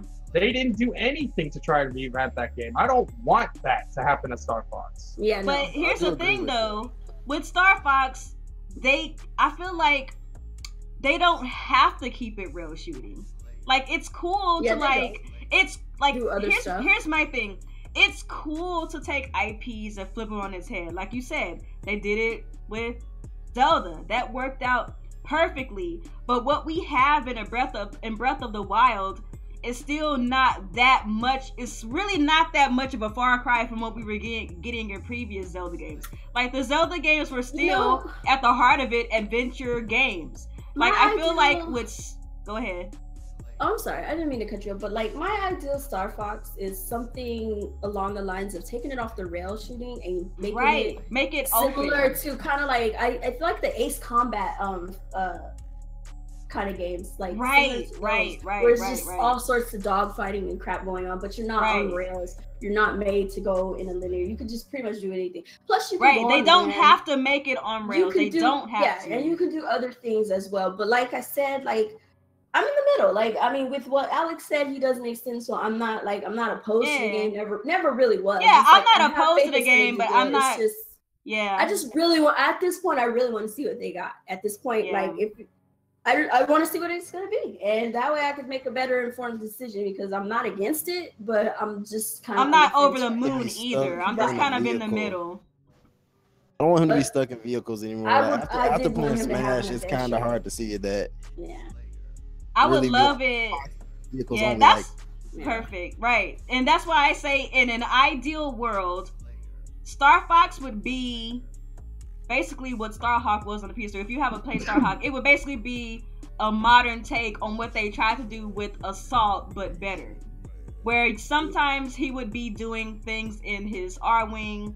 Sometimes he would have to go on ground missions. Like, to me, that's where Star Fox should be. Because when it comes to things in space, there's so many things you can do with that. You know what I mean? And like, you know, we have our other space games that Nintendo has, like Metroid, but Metroid isn't revolving around the same aspects that Star Fox is revolving around. Star Fox is a character who can do ground and he can do air.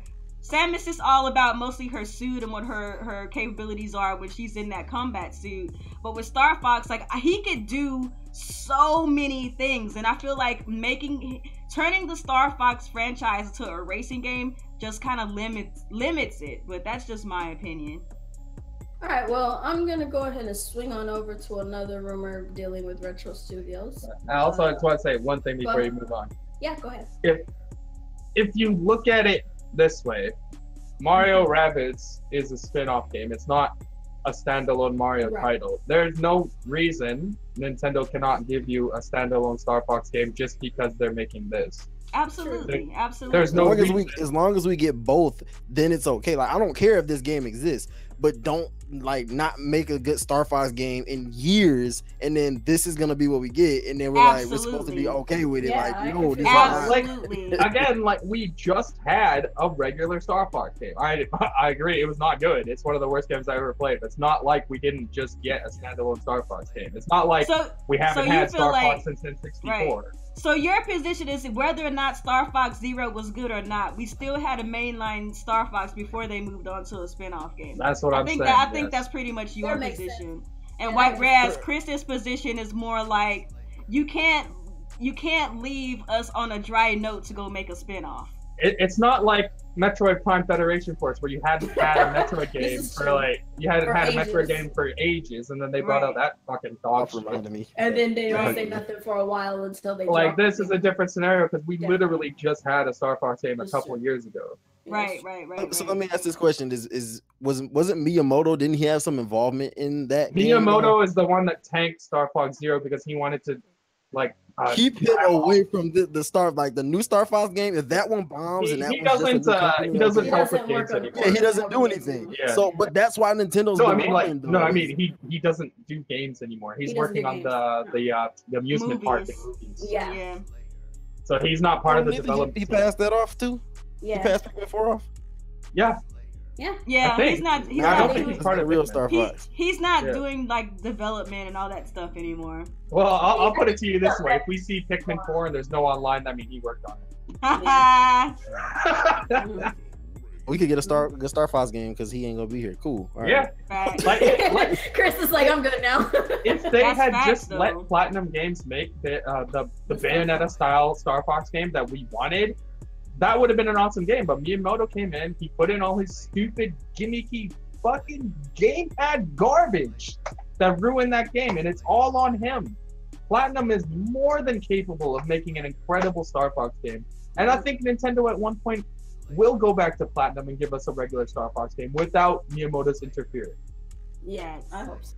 That sounds all right. That Bayonetta Easter egg, that shit was awesome. It was awesome. I was like, oh, this is our Star Fox we're getting. It is wonderful. But so yeah, we'll move on to this other rumor with Retro Studios. Apparently they're working on another project alongside Star Fox. So what real Star Fox. Yeah, the real Star Fox. Yeah, so right. One of the fake Star Fox, real Star Fox. That would actually be kind of lit. I'd be okay with that. Yeah, that's true. Well, they did it with that Metroid 3DS and the Metroid Switch. It's basically two at once. Yeah. It would be interesting if they did. But one of the hottest pre-E3 rumors on the internet over the past few days has been the discussion of Retro Studios working on a Star Fox title that aims to play closer to the hybrid of F-Zero and Diddy Kong Racing.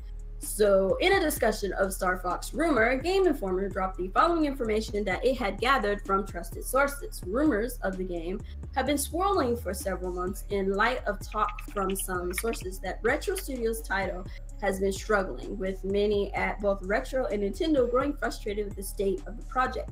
These sources did not confirm whether the project being worked on was the Star Fox title. Following this, Jason what? I can't pronounce that. Schreier. I think it's Schreier. I hate those SCH shits. But Schreier of Kotaku gave his 2 cents on the Star Fox rumor, while also dropping some information about what else is going on at Retro. Here's what he says.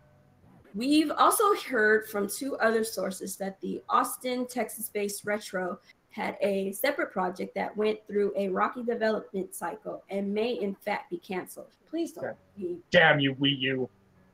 Right. Schreier later clarified that he'd heard about this being a different project, which would show that Retro is working on both Star Fox and something else. It would certainly explain why the studio has been oddly quiet since the original launch of Donkey Kong Country Tropical Freeze. But as with anything, all of this is hearsay until official word from Nintendo. So, what we think they're working on, or is it going to be canceled? Oh man, Real You know Star what? Fox, But please. how they sounded, it was like gonna get canceled. Please no. It may have already been canceled and then they started Right. something new. Yeah, Probably. it Because could have been. remember, They they- got canceled and they started working on the Star Fox Grand Prix.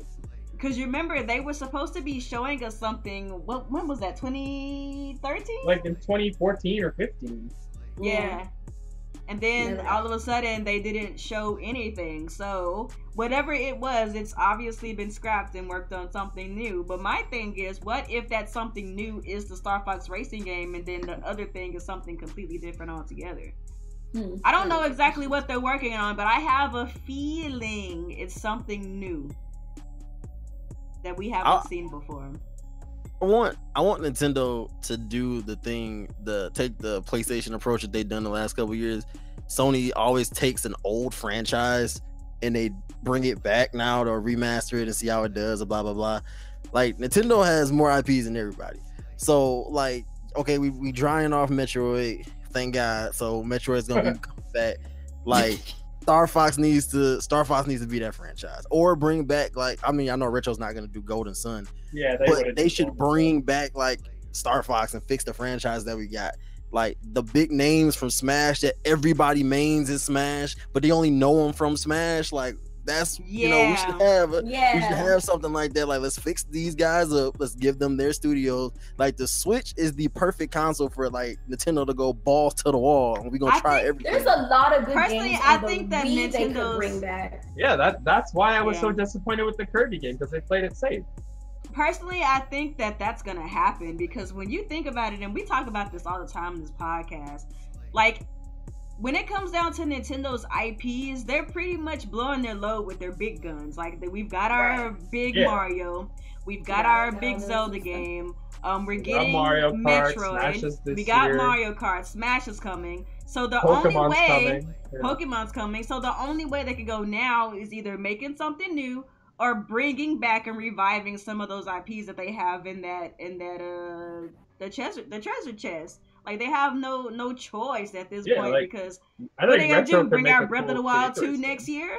No. No. Yeah, Breath of the Wild is a one-generation game. Yeah, Facts. like we won't see that until the next We'll, Switch. we'll 2 or probably something. get Wind Waker HD ported next year, probably the year after that. I Twilight don't want Princess. no more ports of old games. Bring something new. Those are coming. We're still No, getting ports. I'm not talking about like, I mean, I don't mind like, you know, ports like if they're just trying to sprinkle in like fillers and stuff, but don't make that like your next big thing. Like when we got Wind Waker HD, they treated that joint like it was like a big deal. Like I don't want that. Just bring something new. I think they treated it like that though, because when it first Sin and dropped out, it was Punishment like Remastered, it wasn't really like a big deal because everybody was too busy crapping on Everyone's the too art mad style. at the design of it. Like motherfuckers, it's too good to get something that doesn't look like traditional Zelda. Like, first of all, this shit looks lit. Stop. Anyway, That's still my favorite Zelda game. I love Wind Waker. Yeah. I would love it if they would bring a new Kid Icarus. Who said that? Ruby? Yeah, Yeah, Kid Ruby. Icarus. Like, Bring if it- Retro is bring doing a Kid Icarus, that'd be HD awesome. Kid Icarus. Yes, I would love Bring him that. on talking about over. like Kid Icarus Uprising from 3DS, because that's what I want. Yes, I want Yeah, that. like that Yes. style. Yeah, Yes. that's perfect. Like I know But- Sakurai but was with- I'm not doing it, but like motherfucker, Mhm. somebody else do it. Make Someone else do Smash. it. Let somebody else do it. He cries too much and make it He have doesn't better need to do it controls. anyways. He always He crying needs to about go stuff. somewhere. Like someone holding a gun to Sakurai. his head. When they won't let me take a break. No, motherfucker, you won't take a break. Shit. He stay crying like freak. Stay crying. Oh my god, it's so much hard work. And here you are working with freaking what again? Yeah, right. Freaking but you said you were taking a He break. just demands perfection is all, man. He just Like, wants everything to be That's great. fine. I ain't fighting him for that, but you need to do Christ, your perfection Tim. in silence. Do your perfection in silence. Ain't nobody holding you hostage. That's the problem. But anyway, No, woo. Muhammad, I don't mind ports to fill in like gaps. But like Right. don't bring those Don't make it those the main ports thing. like as if those are your premier games for Games, whatever yeah. that time frame is. Like I don't want Like, that. can you imagine an E3 with them talking about ports? Well, Type of like deal, they like, haven't, no. they haven't been doing that. Well, no, they haven't done that. But I'm just saying that's kind of like that would be stupid. You wouldn't want. It's a little unfair though, like because Muhammad and a couple other people make comments like that. Like the Switch is still like, I know it seems like it's been out for a year, dog. Like Yeah, it gets to one point. It's still getting Nintendo did the right thing. They pushed out a lot of new stuff in the first year instead of doing it the second year. The first half of the year, the first year had a lot of brand new games. And it's like there's still people who are buying Switches, so they still have access to all those games. It's new to about 70-something% of the audience too, because half the stuff they're important. That's why the games are selling better than they originally did. Yeah, exactly. So I mean, they did a good job of what they were supposed to do for the first year too. Like out of look at where we're at in the year. So with everything else, the third parties are dropping everywhere else. I mean, the only things Nintendo's probably going to drop, like the last 3 games I could see them doing for the year, of course Smash, of course Pokemon, and probably Fire Emblem, because those games are all big enough to stand by themselves and be separated from the crowd. Like they're doing the right thing. They're not going to send anything that's not big enough to die. We're not going to put out another fucking Kirby game in the end of the year so that Red Dead can smoke it. No, that doesn't make sense. Yeah. It doesn't make sense. And somewhere in this year, Yoshi's dropping too, and that's going to be a new game. Yeah. So, I mean, they're doing it all right. I hope they don't put that in the fall. I'm like, don't do that. I want to play. That's what they did to Woolly World, and Woolly World fared very poorly for that. That was a mistake for them to do that. Woolly World got smashed, bro. Oh, and then Mario Tennis Aces comes out in June. Like, oh yeah. Oh, I can't wait. Oh, like boy. we're getting lots of ports, yes, but it's not like what Nia was hoping wouldn't happen. Like they're not pretending like Hyrule Warriors is their big game for the year, for example. Right. Like they're just making an announcement. It's just like, it's coming. Like it's like it is what it is. It's basically letting folks know, hey, by the way, if you didn't have a Wii U, we got you covered. These games are coming over. That's basically what that is. As someone who loves Donkey Kong, I've seen more excitement for Donkey Kong Tropical Freeze on the Switch than I ever saw on the Wii U. Which is wild, right? Yeah, and the Wii U was in a fucking drought at that time too. It actually sold well in Japan. So it sold double in the first week than it did in Japan for the Wii U. Mm-hmm. So like these ports are selling because to most people these are new games, and I get people get mad about that. But it's like we're all also Uncharted collection. Did it? I don't know about that. I don't know. That doesn't sound right. That's crazy. Alrighty then. So talk about this online real quick. That's the last topic, right? Yeah, it's the last one. You can talk about guys, this is our last topic. So if you have questions, go ahead and put questions in the questions Discord server, guys. I'm putting the link in the chat right now. Go ahead and get those questions in. Show me the link. Show me the proof. Show me that link. Where's the proof?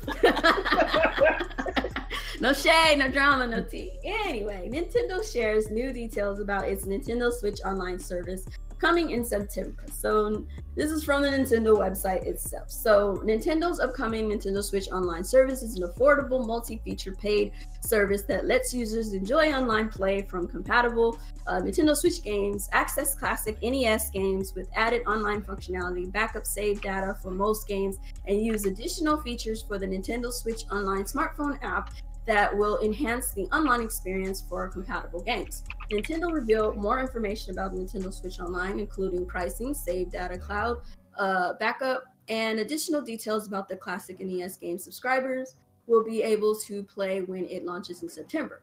US pricing varies.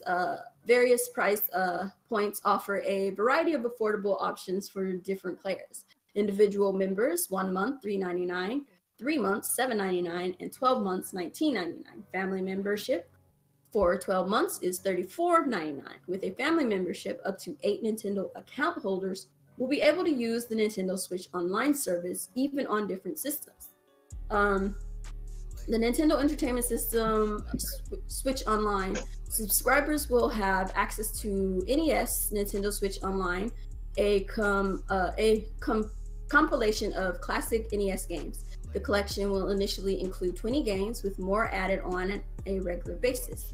At launch, previously announced games Balloon Fight, Dr. Mario, and Super Mario Bros. 3 will be joined by Donkey Kong, Ice Climbers, The Legend of Zelda, Mario Brothers, Soccer, Super Mario Brothers, and Tennis. An additional 10 launch games will be announced in the future. For the first time ever, players will be able to enjoy these classic NES games online. Depending on the game, players can engage in online competitive or co-op multiplayer, or take turns controlling the action. Friends can even watch each other play single-player games online and pass the controller at any time. Every classic NES game will support voice chat via the Nintendo Switch Online smartphone app. It will also be possible to play these games offline. Save data cloud backup. By using Nintendo Switch Online, a backup of Nintendo Switch save data for most Nintendo Switch games will be stored online for easy access. This is Glory, great. hallelujah. This is great for people who want to retrieve their data if they lose, break, or purchase an additional Nintendo Switch system. Online play. A Nintendo Switch Online membership will be needed to participate in co-op and competitive online features for many current and upcoming Nintendo Switch games such as Splatoon 2, Mario Kart 8 Deluxe, ARMS, Mario Tennis Aces, and Sushi Striker. Why? Sushi Striker is the way of Shishido. Why is that even an option? Get out of here. Nintendo Switch Online app. The Nintendo Switch Online smartphone application can be used to enhance the online experience, or hinder it, I should say, experience for compatible games through voice chat and other features. The Nintendo Switch Online app is for Nintendo account holders 13 years old or older. Persistent internet access and compatible smartphones are required. Data charges may apply. All right, well, that's it. That's all, folks. So, what we feeling? How we living? Who wants to? Everybody else. Go ahead. Everybody Chris. else do it. Everybody else do it. Everybody charge for online. Shit, it is what it is. It's $20. I know. I mean, I don't want to pay it because I know Nintendo's still learning online. But I'll be damned if I can't play Smash online. So. Wow. Well, at least he honest. Gotta just go ahead and do it, bro. $20 ain't gonna hurt me too bad. I just won't take my fat ass to Taco Bell for a day. So I'm gonna ask you, how you feeling about that online app though? Straight up fucking garbage though. That's garbage. That's Dookie. Dookie. They know it's Dookie too, but I'm not gonna be like everybody else who was just like, man, Nintendo don't learn that. I was like, dude, like they give them a chance. They're trying to learn. They're not as advanced as Microsoft is in that area. They're not around Sony, around Sony and Microsoft in those areas. But I mean, then again, like you want them to get better, so they have to start somewhere. They're just not gonna start off on top. Like yeah, exactly. They're you not can't compare them to someone who's been doing it since 2002. Yeah, so I mean, it's just gonna happen. Like things will get fixed, things will get ironed out, things will get better. As long as we stay vocal and let them know they can continuously, update and fix. One thing I want to see from this that needs to be at E3, because I know everybody gonna act like it ain't a big fucking deal, but I don't give a fuck what y'all think. Trophies or something. I want some sort of achievement system. You're the only one not doing it. It's time. It is time because I'm tired of these fraud ass motherfuckers telling me they play games and then when I go look at their Switch list, it said they played it for 10 minutes. No. that doesn't have anything to do with an online service though. Like that's something they can add at any time. Yeah. Yeah, but like that doesn't have anything to do with the subscription. Like I understand what G-Rock is saying, but to the online, it's just that like I'm just saying because it's tied to profile. But I want to see that done. Is like the announcement for E3 because we pretty much know what they're gonna do for Switch Online. Right. That's the one game, a non-game announcement. Trophies, coins, or rupees, whatever. Yeah, like we all want that. Like I think everyone in here wants some sort of achievement system. Even if even if not achievement whores. Like I'm not an achievement whore, but I want achievements too. Yeah, I want it for the people who want it. I'm not gonna be like, oh, I want it for the simple fact that it's easy to point frauds out. Yeah. Oh damn! See, I don't care about all of that, but people who want it, I do. There's a lot of Nintendo. I'm not a selfish gamer.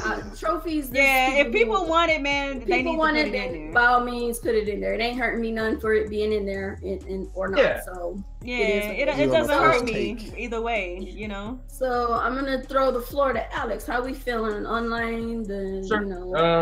Okay. So I actually didn't even know about that passing off the controller thing during the NES games. That's actually pretty cool. Yeah. That's like interesting. Share play. Yeah, it's like kind of like share play. That's actually quite interesting.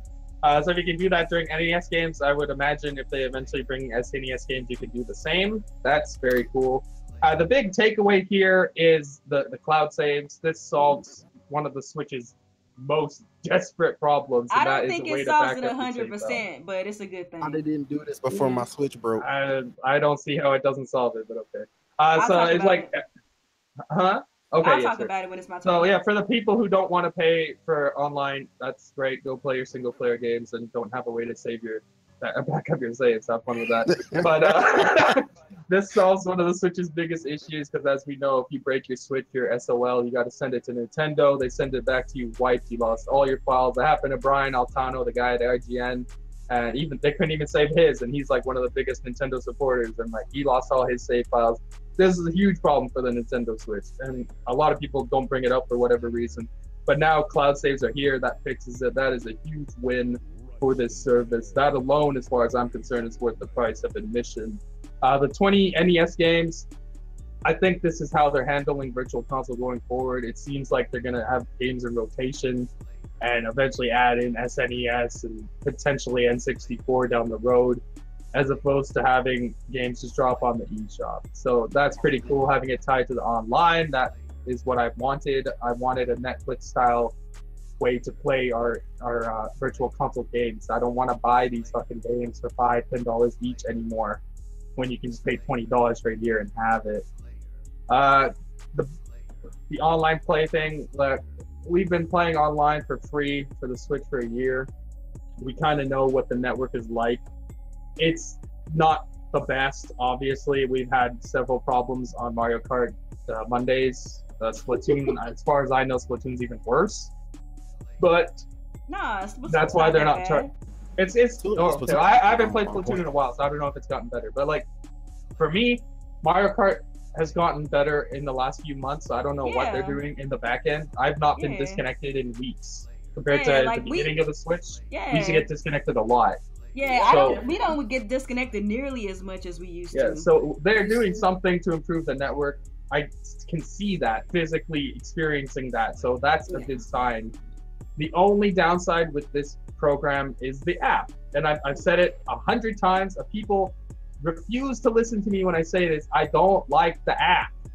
Okay? I'm not trying to say the app is good. People like to twist my words. I do not think the app is the right way to handle voice chat. I don't think that's the right way to do it. The app is better than not having a way to do it at all. That's what I'm trying to convey. Yes, the app should be built into the Switch. Yes, voice chat should be built into the Switch because the Switch can do it. The Switch is just an NVIDIA Shield with some controllers attached to it. It is capable of doing all of this stuff natively. Nintendo, for whatever reason, wants to use a separate app with your cell phone. I don't know why. Maybe it's to help with the bandwidth on the Switch, so it's not putting as much strain on their online network. We don't know the reason, but they are doing it separately. You just have to accept it. You can complain about it and tell them you want it built natively. Maybe down the road they'll add it onto the Switch once they've built their infrastructure a little stronger for their online network. That's something they can always add in. But this is still a win. This is a lot better than what they've been providing over the last few generations. We're finally getting cloud saving. We're getting an what the hell is it called? Like you're getting all these NES games as well. I think it's a good system. The only downside, at least for now, is the voice chat through the app. But for someone like me who's never going to use the app, I just don't care. It doesn't affect me in any way because I'm going to keep using Discord, just like everyone else in the chat here, where you have our own Discord server for this reason. Like, the online app thing doesn't affect me personally. That's why I don't bitch and moan about it all the time. And that's why people get this idea that I think the app is a good idea. I just don't care about it because I'm never going to use it. So you do think the app is fire? Yes, the app should be 5 stars. It's hella fire. The app is going to be #1, 5 stars on the Apple Store. It's going to be #1 on the Android Store. Everyone's going to use it. I'm looking for 15% that was using it before. Yeah, that's 17% of people using it are going to bump up to 100%. Everyone is looking for this app. The app is the future. The app is the saving grace of the Switch. You got that? Sony and Microsoft gonna be following them on their own little phone app. I knew you liked it. Next year, Sony's gonna make their app the only way to talk. That's gonna happen. That's God, Sony, y'all should copy that. Copy that definitely right there. Go not. ahead. Absolutely All right. not. Yeah, go ahead, take the floor. You done, Alex? Yeah. Yeah. Okay, go ahead. I'm in agreement with Alex, but I do have some concerns about the online service. So let's start from the top. All right, so the NES games coming to the Switch. There's supposed to be 30, right? 30 available, but they only told us 20 for now. 20. Because is that 10 additional games will be launched because they've only showed 10 right? so far. Yeah. Oh, okay, my bad. All right, my bad. I thought they had already announced the 20. All right, so that's cool. My only thing that I want to know more about is whether or not they're gonna be. I know that people are speculating that they will, but whether or not for sure they're gonna be bringing SNES, N64, GameCube, maybe, hopefully. I think that they need to tell us a little bit more about what classic games they're bringing. And I know that they were gonna do the whole swapping in and out of games, but I think they took that away, right? They're gonna let you. They got rid of that, right? Yeah, you have to keep them now. Okay, so that's good. And then one of my concerns has been addressed is whether or not you could play these games offline. Like if you don't have access to the internet, you can still play, like, for example, Ice Climber if you want to. So that's good. I don't have any problems with that. I'm just kind of I just want to have the service though. Right, but you still have to have the service. But what I want to know is if they're gonna be bringing other joints. I feel like this is not really like a Netflix style though. I think people are. I don't think it's like Netflix. To me, it sounds more akin to like PlayStation Plus games, where it's just something that you get with the service, but it's not like Netflix, because like the way that Netflix does is a little bit different than how they're doing it here. That's just like a little sidebar. It's not even relevant. All right, so cloud saving. Cloud saving is dope. I'm glad that they added cloud saving. But this is a thing where I still feel like the save situation is still not 100% fixed on the Switch. Like, yes, cloud saving is great, but I feel like they're still missing that extra storage component for people who would like to back up their saves to like another SD card, or back up their saves to like a USB. Like, you still aren't given an offline option to back up your saves. Like, that's still a problem with the Switch. I feel like they should offer all types of solutions and all types of options so people don't feel that they're obligated to opt into this online service for cloud saving. And it's great. I'm not saying it's not good, but that still doesn't fix being able to handle that situation, externally. So I do hope Nintendo still comes up with a way to let people move their saves, because I would love to move my Zelda saves to like my Mega SD card, because they're currently on internal storage. Yeah. Right. As far as online play, man, I'm so spoiled by PC gaming. I don't really like the idea of having to pay for online. Like, it really just seems like you just better make it worth it. That's all I'm gonna say. But like Alex said, like, I don't really see exactly what it is that we're gonna be paying for, especially with the Nintendo games, because I haven't been disconnected from Mario Kart or Splatoon in a very long time. So it's like, I wonder, what is this extra charge for? Maybe I don't know, maybe it's just to make sure that the servers can remain stable like they've been. So maybe it's just an extra precaution. Maybe. It's only gotten better recently. I feel like that too. So I don't know, man. I don't pay for online now, and even on PlayStation. Daniel pays for that, and I just use it by proxy. But I don't know, man. Paying for online is really not the wave, in my opinion. But it is what it is. You know what I'm saying? Everybody's going that way, so I can't get mad at Nintendo for doing it when everybody else is doing it. Only off as a company, like when Sony and Microsoft posted they're making billions of dollars from people playing off of all people this want stuff. People want to get that Xbox money. Live is Xbox's biggest revenue stream. Exactly. People want that money. Everybody's wanted it. It's not a problem. Like, it sucks, but like, we have to pay for online anyway. Yeah. But at least let me say this, because I played on PS3. Notable damn difference between PS4 and PS3. It is notable, and I'm talking drastic. So I mean, hopefully Nintendo does the right thing, hopefully, and they take whatever the money that they're getting and is supposed to put it towards server upkeep and making it better. Yeah. Like, I feel like they're learning it. They're not at the point, like I said, where Microsoft was, or how Sony copies Microsoft in terms of online because they have to be there. Like Nintendo Microsoft is the leader as far as online goes. Yeah, so they have like Nintendo has to look at Microsoft and see what Microsoft and Sony do, and they'll copy it, and it'll get better eventually. Yeah. But like, it's a starting point. Like people are going like ape shit. It's like you still gonna pay the $20 because you want to play Smash online. So Exactly. Yeah. Here's the thing that's interesting about this though. So far, we only know that we're gonna be playing to play Nintendo games. Like we don't know if you even need this to play stuff like Rocket League. But I still think that Nintendo was publishing or that they have some involvement in it in some way. But like, you know, are you gonna have to use this for like Rocket League? You know what I'm saying? Or like the indie games they have online, like Brawl Out and stuff like that. Like, can you play Rocket League on Xbox or PlayStation without Live or Plus? No. Yeah, that's your answer. There are some games. I think Fortnite you can, right? I don't think some games, but Rocket League is not a free to play game. Like you don't have to pay to play online to play free to play games. Is what I'm saying. But Rocket League is a paid game, and you do have to have PlayStation and Xbox to play that online. Yeah, any game now that requires online, you have to be online. But what I'm saying is, on here, it makes it seem as though this is only for Nintendo games online. That's what I'm saying. Yeah, I get you, but I'm pretty sure it's for all. Yeah.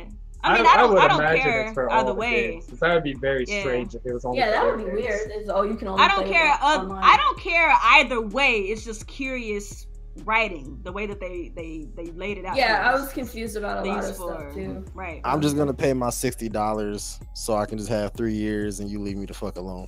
Alright, so let's talk about. Yeah, so let's talk about the online app. So to those of you guys who watch my channel, y'all actually, never mind. That Sushi game is made by Nintendo. Oh, it is? Okay. Yeah, it says publisher Nintendo, developer Nintendo. Okay, I figured. Alright, so y'all know I don't like this app. I am very much against this app, but... So you love the app. So y'all already know how it is, but I made a video a couple of days ago saying that I don't like the app, but if this is what Nintendo is going to give us, then here are some things that they could do to improve the app that would actually make me personally okay with the app. It is a part of the online service. I can't pretend like it's not there because it is. So if Nintendo is going to push this app, whether I'm going to use it or whether other people going to use it or not, they still got to try to make sure that it's a worthy investment with the online service. So if Nintendo is insisting that we use this app, or if this app is their solution, they need to make sure that this app is the bee's knees. And I laid out a couple of things what I think that the app needs. First of all, they really got to up that call quality, because I used it one time, I think, with the homie Digital Man. Shout out to Digital Man. That call quality is garbage. And if they make it people call them through your phone. Right. But like, if they make it people pay money, they need to make sure that call quality is top notch. Yeah. Secondly, if they gonna make people use this app as their sole solution, they gotta add an open chat. Because when you think about it, because I even said this in my video, the main reason why people feel like they need to use Discord is because Discord has clear quality, and then there's open chat. That's like the biggest draw. So if Nintendo wants people to use their joint as an alternative to something like Discord, where you can have your invites and your friends list, all this stuff right there, like, I feel like if they could do that, people would be more inclined to use it instead of using Discord, because all of your Nintendo things are right there. You know what I'm saying? Just so like Discord, but you know they should have. But I mean, hey, Microsoft got that on lock. Microsoft did it. Right, Microsoft got that on lock. So I think that there's a lot of things that Nintendo needs to add, and even though this is only $20, one thing that I could say for sure to people who are watching me, or to people who are watching this podcast, even though it's only $20, man, don't let this be an excuse to allow Nintendo to be mediocre. Like, this online service, like, it's not the worst thing in the world, but let's keep it at 100%. It could be improved. So let's keep telling Nintendo what could be added, what could they do better, because now that we're paying for it, the stakes are higher. Like, when the online is free, you know what I'm saying? Like, you can complain about it, but at the end of the day, there's not really a whole lot that you can say about it because it's free. But now that Nintendo is requiring money, whether it's cheap or not, that's still money coming out of our pockets that they're trading between us for a service. So just make sure y'all let Nintendo know, hey, if this is how y'all gonna do it, I feel that, but y'all gotta do something extra for this because at this current juncture, this is not where it's supposed to be. Like if the app really should have partnered with Discord on this. But they didn't. But they didn't. Yeah. So we gotta take it for what they got. If this is what they're gonna give us, we need to try to help them find ways to make it more improved. You know what I'm saying? It just is what it is at this point. So that's pretty much where I'm at, man. Why didn't they work with Microsoft? If you're earning achievements and shit across them, you know what? Why didn't you work with Microsoft on it? Because hell, Microsoft and Nintendo got a good, they got a good relationship right now too. Because you know they do the whole crossplay thing with Minecraft and. This is my take on it. I would think that maybe Nintendo still has a chance to get in on the Discord, and they could work with Microsoft and Discord. That's true because Microsoft put it on this charitable. app. Or whatever, if they still want to incorporate this app, at the very least, they still have the Discord, right? And you can still incorporate your games and all that stuff. Like they still haven't missed the boat. Like they can still try something. They can still come back. They can still come back. So they're definitely wanting to double down on their own app. That's what it sounds like. But if they're gonna do it, just do it in a way that makes people want to use it. That's all I'm saying. Yeah. But at the end of the day, like for me, I'm not gonna use it regardless of what they do because it's just not as good as Discord. Point blank. Period. Here's the thing, though. The idea of the app itself is not bad. It's just the way they've done it that's not great. Yeah. Here's the thing, though. Right. Go ahead. I'm sorry. I didn't mean to cut you off.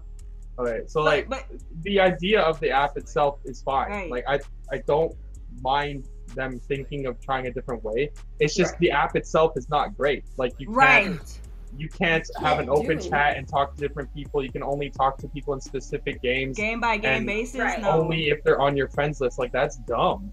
Like, I want to be able to talk. If I'm playing Mario Kart and then, like, Nia's playing Manticore or whatever the fuck, then I should still be able to talk to her through her app. Through the app, right? Like, that stuff, that little creature comfort things, those are stuff we can do on Discord.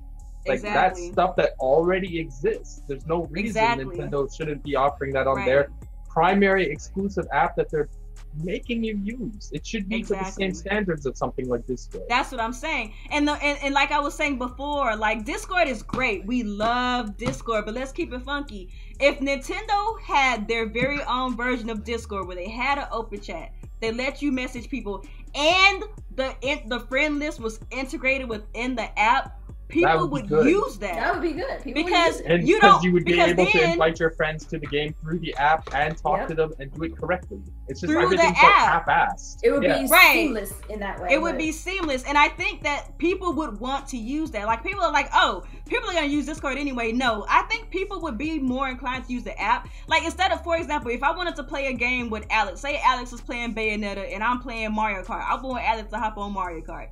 Instead of me going to Facebook to message Alex like, yo, Alex, hop on Mario Kart. If I could just go to my Nintendo app and just be like, invite, send it to Alex, and then he has an option to jump in my room. Right. People would use that over Discord. That's my opinion. It feels like the app itself is like 40% done. Yes. They have the very basic stuff in place, but they haven't connected all the dots yet. Yeah. Yes, exactly. And that's exactly my point. People would use that over Discord, in my opinion. They would, because it's all right there. And that's the reason why people want it on the system, because it's all right there. Yes. Right. But if you're not going to put it on the system, at least put it on the app all right there. Y'all get what I'm saying, man. Yeah. Anyway, I'm done. The app should be capable of me sending a message to Coupon. I should be able to text Coupon through the app, which it currently cannot do. I should be able to invite Coupon and Nia into a party chat, even though we're playing different games. We should be able to chat together, even if we're playing separate games. I shouldn't be only able to add people from my friends list, because that makes no sense. It's whack. Like what if we want to play There's a lot of subs? stuff that they can improve, and if they add all these things and make the app like a little snappier, then that would be fine. Because you can invite people through the app and talk to them through the app and message them through the app. You can see your stats. You can do all this cool shit, but that's not there yet. And I can use my and if I could use my Bluetooth headset, I would use that over Discord. I'm gonna be honest with you. If it was there and it was integrated within the friends list, Yeah, they have to figure out a more elegant Discord. way to handle the headphones. Yeah. I would do it. Personally, I would do it. I can't speak for anybody else, but I would do it. Right. But like as it is right now, I don't care about the app, so Discord it is. But as long as we keep talking, at the current juncture, yes. Get the word out there and stuff. I'm pretty sure hopefully at some point they'll get it in line to what we need it to be more integrated and so it can be more seamless. As far as the current state of the app is basically unusable. It's just not user friendly whatsoever. It's definitely not user friendly. It's some other alien that I don't even want to talk about. But so I'll just give my quick little overview of everything as far as the online and stuff. The online seems to have been getting better because I haven't been getting booted from online as I used to. So that's definitely gotten better. So hopefully they keep working on that. Keep the upkeep on that good. As far as the NES system, you know, kind of Netflix maybe-ish type deal. It's cool, it's whatever. I don't know. It just depends on what games they bring to the table that might interest me that I'll probably take a peek and, you know, partake in. Otherwise, it's not that big a deal. But I'm glad that they are doing it. So I'm not knocking that. Definitely not. Cloud save. Hopefully you can move data to the cloud save to your freaking that's another thing SD I forgot card. to mention. That is my only concern. If I cannot move the shit that is on my system right now to cloud save and then move it from cloud save to my SD card, it is trash. I don't give a shit. I'll still use it, but it's still trash. It's still not all the way there 100%. They've made no mention of that. I don't think that's I don't think they need to address but if I can, as long as I can save I'm glad that they have the option for you to cloud save. Not shitting on that whatsoever. Some people need backup. That is a good thing. It's just I wish we could do what we used to be able to do on the Wii U, which is just ludicrous. Just move your saves. I just want to move my save to my SD card. Like I don't think that's a lot to probably ask. is coming at some point. I hope that literally has nothing to do with cloud saves. That has nothing to do. But that's the only reason. But the reason that's why. But the reason why people are thirsty for the cloud save option is because there's no other option. That's my thing, right? I know. I'm just saying, like that has nothing to do with this. Like they could add that at any point. Right. Oh yeah, I know. But it's just the cloud save for me was that it was just I was hoping the cloud save would be a back door to me being able to rectify my situation right now until they fix it more up front. Because at this current juncture, I still have no way of moving my Breath of the Wild saves over to any place. So that is a concern for me cut out for a second there. My bad. I said I have the same concern because at this current juncture, I have no way to move my Breath of the Wild saves any place. So if there's a way that I could move my Breath of the Wild saves to the cloud, that's something that they definitely need to address at some point. Yeah, that's coming in September. Yeah. So. Well, did they say you can move saves, or do you have to that's what I'm saying. Originally on there. That's what I'm saying. Like they should address this. Save to the cloud. That's the whole point of the cloud. It's to back up your. I'm just saying this is Nintendo. No. They don't make things. No. Here's what I'm saying. They need to address that because that is a concern. Because they haven't said that. They just said cloud saves. Are you asking? Are you asking? Are you going to be able to move existing game save files to the cloud? To the cloud, yes. But that's the whole point of the cloud. I know, but you say that, but is Nintendo saying that?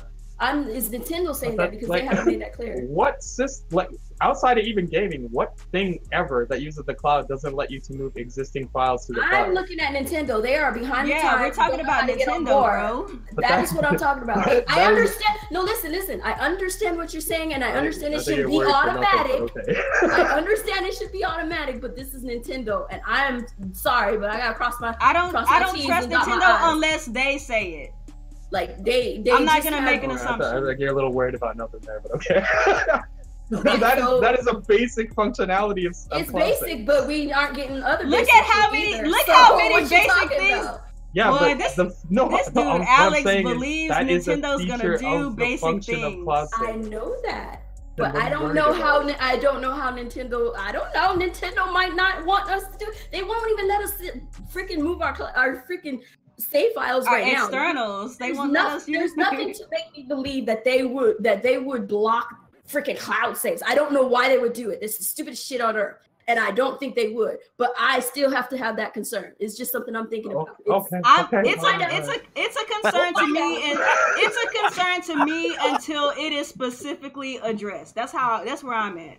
I mean, honestly, if they don't, it's whatever. If they do, it's whatever. But I mean, told you so. If it is, I don't know why they would do that. I hope not. That's all I'm saying. There would be zero reason to do that. Okay.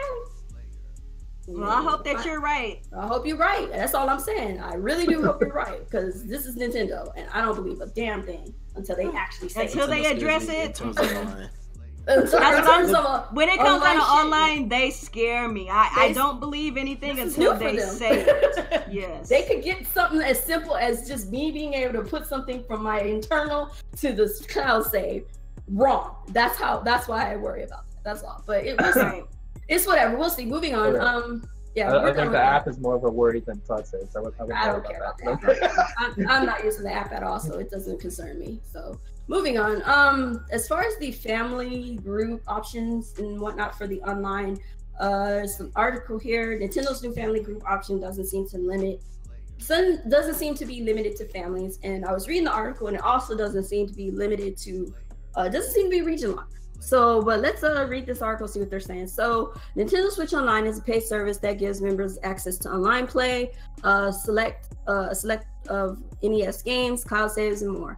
12-month membership will cost $20 for individuals, person, and $35 for family. So, if you have more than one Switch users in a household, the family member can save you some money. But it also appears that a group of friends could do the same, whether they live together or not. Starting May 15th, up to 8 Nintendo accounts can be linked as a family group by heading over to the website. A child account created before May 15th are automatically added to your group, according to Nintendo Facts translation by Perfectly Nintendo. You can add new members by simply entering their email address and sending them an invite. So that answers our question from earlier today. That was what my question was. Can we do it? So it seems like we can do that. You want to still do it? Anyway, but right now. Wait, so you can keep your existing account? Apparently, yeah. I just have to, like, if I make a Team Red account, I basically send you an email and you get an invite through the email, and then you can use Now, if we do this, I can't because I'm in Canada. But for example, you need Hold on, I'm not done yet. I wasn't finished. So right now, there doesn't appear to be any restrictions on who you can invite into the family group, which means it said it's not region locked. Locked. Nope, not region locked. Oh, okay, that's good. So there's that question answered. Let me see what else they have here. You don't even have to be a family technically, but your account can't be linked to more than one family group, according to the Japanese facts. So basically, you can't group with someone else's family group. Right. So like if somebody has like a group, and then you can't link it. Yeah. That makes sense. Can you have your own? Like for example, we get the family plan, but next year you guys don't want to. So here's they'll make your own separately. Let me see. The person who creates the family group is considered the admin. You can also set up a specific family member as a guardian who can manage parental controls for a child and all that stuff, but only members 18 up. So they can't manage controls for the guardian or the admin. Additionally, all emails associated with child accounts will only go to the person who created it, not to guardians. That didn't really quite. It just seems like the person who does the family group is the admin. And then everybody else is just kind of using that. Well, we can still log in under our you can still you can log in under your. That's the only thing I wanted to know. Yeah, and you can do it with us, Alex, since it's region. It's not. It's region free. Region locked. Well, that's cool.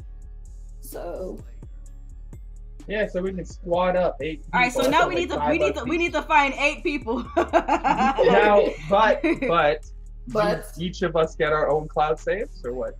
That's a great question. That is a great question. We should wait. If see not, I want no part of this. I'm getting. Yeah, if not, it could be just for like online gaming, like just to play online. That's what I'm thinking, because they made no mention about the other features of the online service. Yeah. Let's wait and hear more details, see what happens. Because like what I'm thinking is I just get access to play online. I don't get the NES games. You don't get the cloud saves. Right. You probably don't even get the app. which Probably. we Yeah, use probably anyways. not. But I think it's just to have access to play online. Huh. Yeah. And if it's that, nah, I'm good. Then it might not be. I just get my own if that's the case. Yeah, because I want the content. I'm gonna just have to rub my girl down for a couple minutes so she can pay for it every year. Oh damn! Oh my god.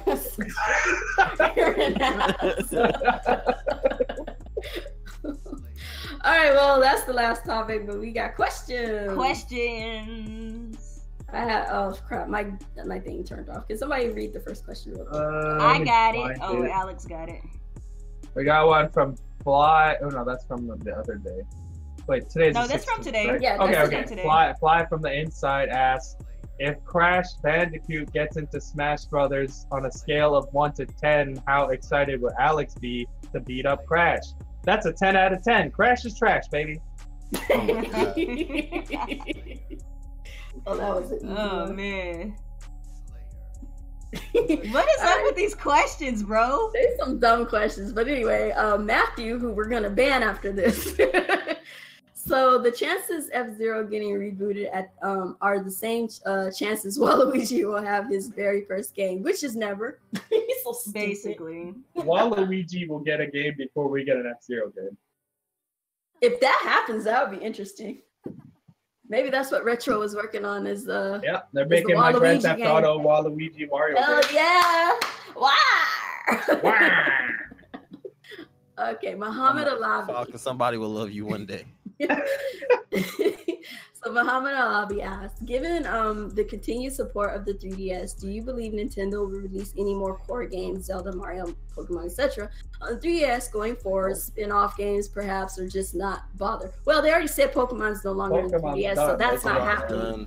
I think Mario and Zelda are done too. Yeah, they'll give like maybe some generic Mario Zelda stuff, like the Mario Mario stuff, like Mario Picross or something like that. Yeah. And then how would your dream E3 Smash reveal trailer play out? I don't know, man. Almost everybody's already in Smash Bros. Like, what the freak? I just need to. I'm pretty sure she's coming back, but I just want them to open up with Bayonetta with her shoes, walking down the road, whatever, rocking down, and then she beat up a few people, and then they can announce the newest character, and then whatever they do from there. So, but I just need to know my girls back. Which I don't know, man. There's already so many characters in Smash. I don't even know. They probably won't reveal her till we see Bayonetta 3 again. Probably not. Maybe. I don't know. As long as they get rid of that big head Lucas. Yeah, I don't think. Well, he was DLC. He was DLC. That's what I'm saying. He Get out of here. I don't got time for Lucas. Get rid of him. Dream E3 is my dream E3 Smash Bros. Character would be where it's tattooed on me, literally. I would say where you see a trailer and it just says, "I know now more than ever that Kingdom Hearts is light," and Sora pops up, and I would be happy. God, that'd be amazing. Well, I just hope, specifically. I just want to see Mario in the trailer. Exist, that's my dream. But, yeah. I just want to know for sure that Mario's going to be in Smash. It doesn't exist until it happens. I'm sorry. You already know Mario's going to be in Smash Bros. I don't know that yet. I need to see it in the trailer. What? I just want to see Breath of the Wild Link. I want to see Breath of the Wild Link. None of that. The only character I want to see is Ike. I need to see Ike. Daddy Ike or Skinny Ike. Well, Ike is automatically. Daddy Ike. Right? I want to see Ike in Smash. And I need to see my L'Oreal Ganon. Damn it. I'm done. L'Oreal Ganon. I'm done with this. Like 30 Fire Emblem characters, please. Like, yes, please, God. Yeah, get rid of Roy. Get rid of freaking Corrin. Stop adding in all these stupid dog shit Fire Emblem characters. Put the ones people like. Get rid of Lucina. Get rid of Corrin. Get rid of freaking whatever his name is. You can keep Robin. He's all right, but everybody else need to go. And keep Ike and keep Marth, and we're done. Too many clones, yeah. I just don't want too many characters. Too many clone characters. Fire Emblem characters, too many sword motherfuckers walking around. Sorry, Chrome, you're only gonna make a cameo in freaking Robin's freaking Smash. That's it. You're just not being in the game. Deal with it. I think Chrome should have been got a character. No, yes, he should have. Yes, he should have been a character. Yeah. Too bad. He's gonna stay a Smash. We got Lucina though. That's wild, right? Why couldn't Crom take that spot? Free. Right? They straight gave us freaking Lucina. Ugh. That's crazy. I don't know. I think that Smash trailer. I don't think it's gonna be like a secret trailer because like the game's already revealed. It's not. I don't think it's gonna be something cool like that Splatoon trailer. I think it's just gonna be a straight up Smash trailer. Yeah. But that Splatoon into Smash trailer was like the coolest shit ever. That was the coolest trailer I've ever seen. It's definitely gonna be a Smash trailer, and at the end, it's gonna introduce a new challenger. I bet. Yeah, maybe. probably. You know what they could do, since we haven't seen Yoshi in so long, and it might start off with the Yoshi game, and then Yoshi just starts fucking people up, and it turns into. That'll be interesting. That would be my ideal E3 trailer for Smash. Start with my boy Yoshi, show the new game, and then have him just crack skulls, and then it turns into Smash Bros. Shout out. Or to you Yoshi. could finally make You're not getting King K. Rool. Well, you don't gotta do him. You could do Isaac from Golden Sun, take him off of the Sis trophy, announce a new Golden Sun game, and then do some trailer where he's clashing swords, and then Smash opens up. The only problem is, like Nintendo said, this E3 is only going to show games that are coming out this year. Yeah, but you know what though? They show Metroid Prime 4. They should add Homeboy from Golden Sun, because remember when they added Pit in Smash Brothers and the hype was so real they actually gave Pit his own game. But everybody wants another Golden Sun anyway. Nintendo, this is the console. Do everything. At least fire the sound where they have to do all the ideas. Just bring all of it out. Nobody just bring everything in your catalog over. Bring all the holes out. I think they're trying to though. I think so. Yeah. They've been very clear about trying to go back into the vault for other IPs. Yeah, they did mention that. Yeah, it's gonna definitely take some time, but make it happen, Nintendo. So I'm gonna move on to another question. Matthew again, probably asking silly questions, but bro, we ain't gotta read every question, bro. No, we don't. But I'm just gonna go ahead and read this one anyway. So, do y'all remember in Super Mario Kart, when the characters had their own winning theme song when we come first, fourth, and place? Should Nintendo bring that back for the future Mario Karts or patch it in Mario Kart 8 Deluxe? They do it in Smash Brothers already. Yeah. You know. Yeah, I'm not really missing it, to be honest. I don't even notice. That's something I don't even remember from that game, if I'm being real with you. I think that's because we're streaming, so we don't really pay attention to the music. That's true. Because it's mostly just like Nick yelling. That's true. But yeah, that's something they do in Smash Brothers, and it's a nice little touch, you know. I mean, I wouldn't. Yeah, it's cool. Like individual victory songs would not be a bad thing. Yeah. So Muhammad Alavi asks, what are some profile icons you really want to see on the Switch? I don't care. More Metroid. Yeah, they'll put more. It doesn't really matter. I want a Hello Kitty.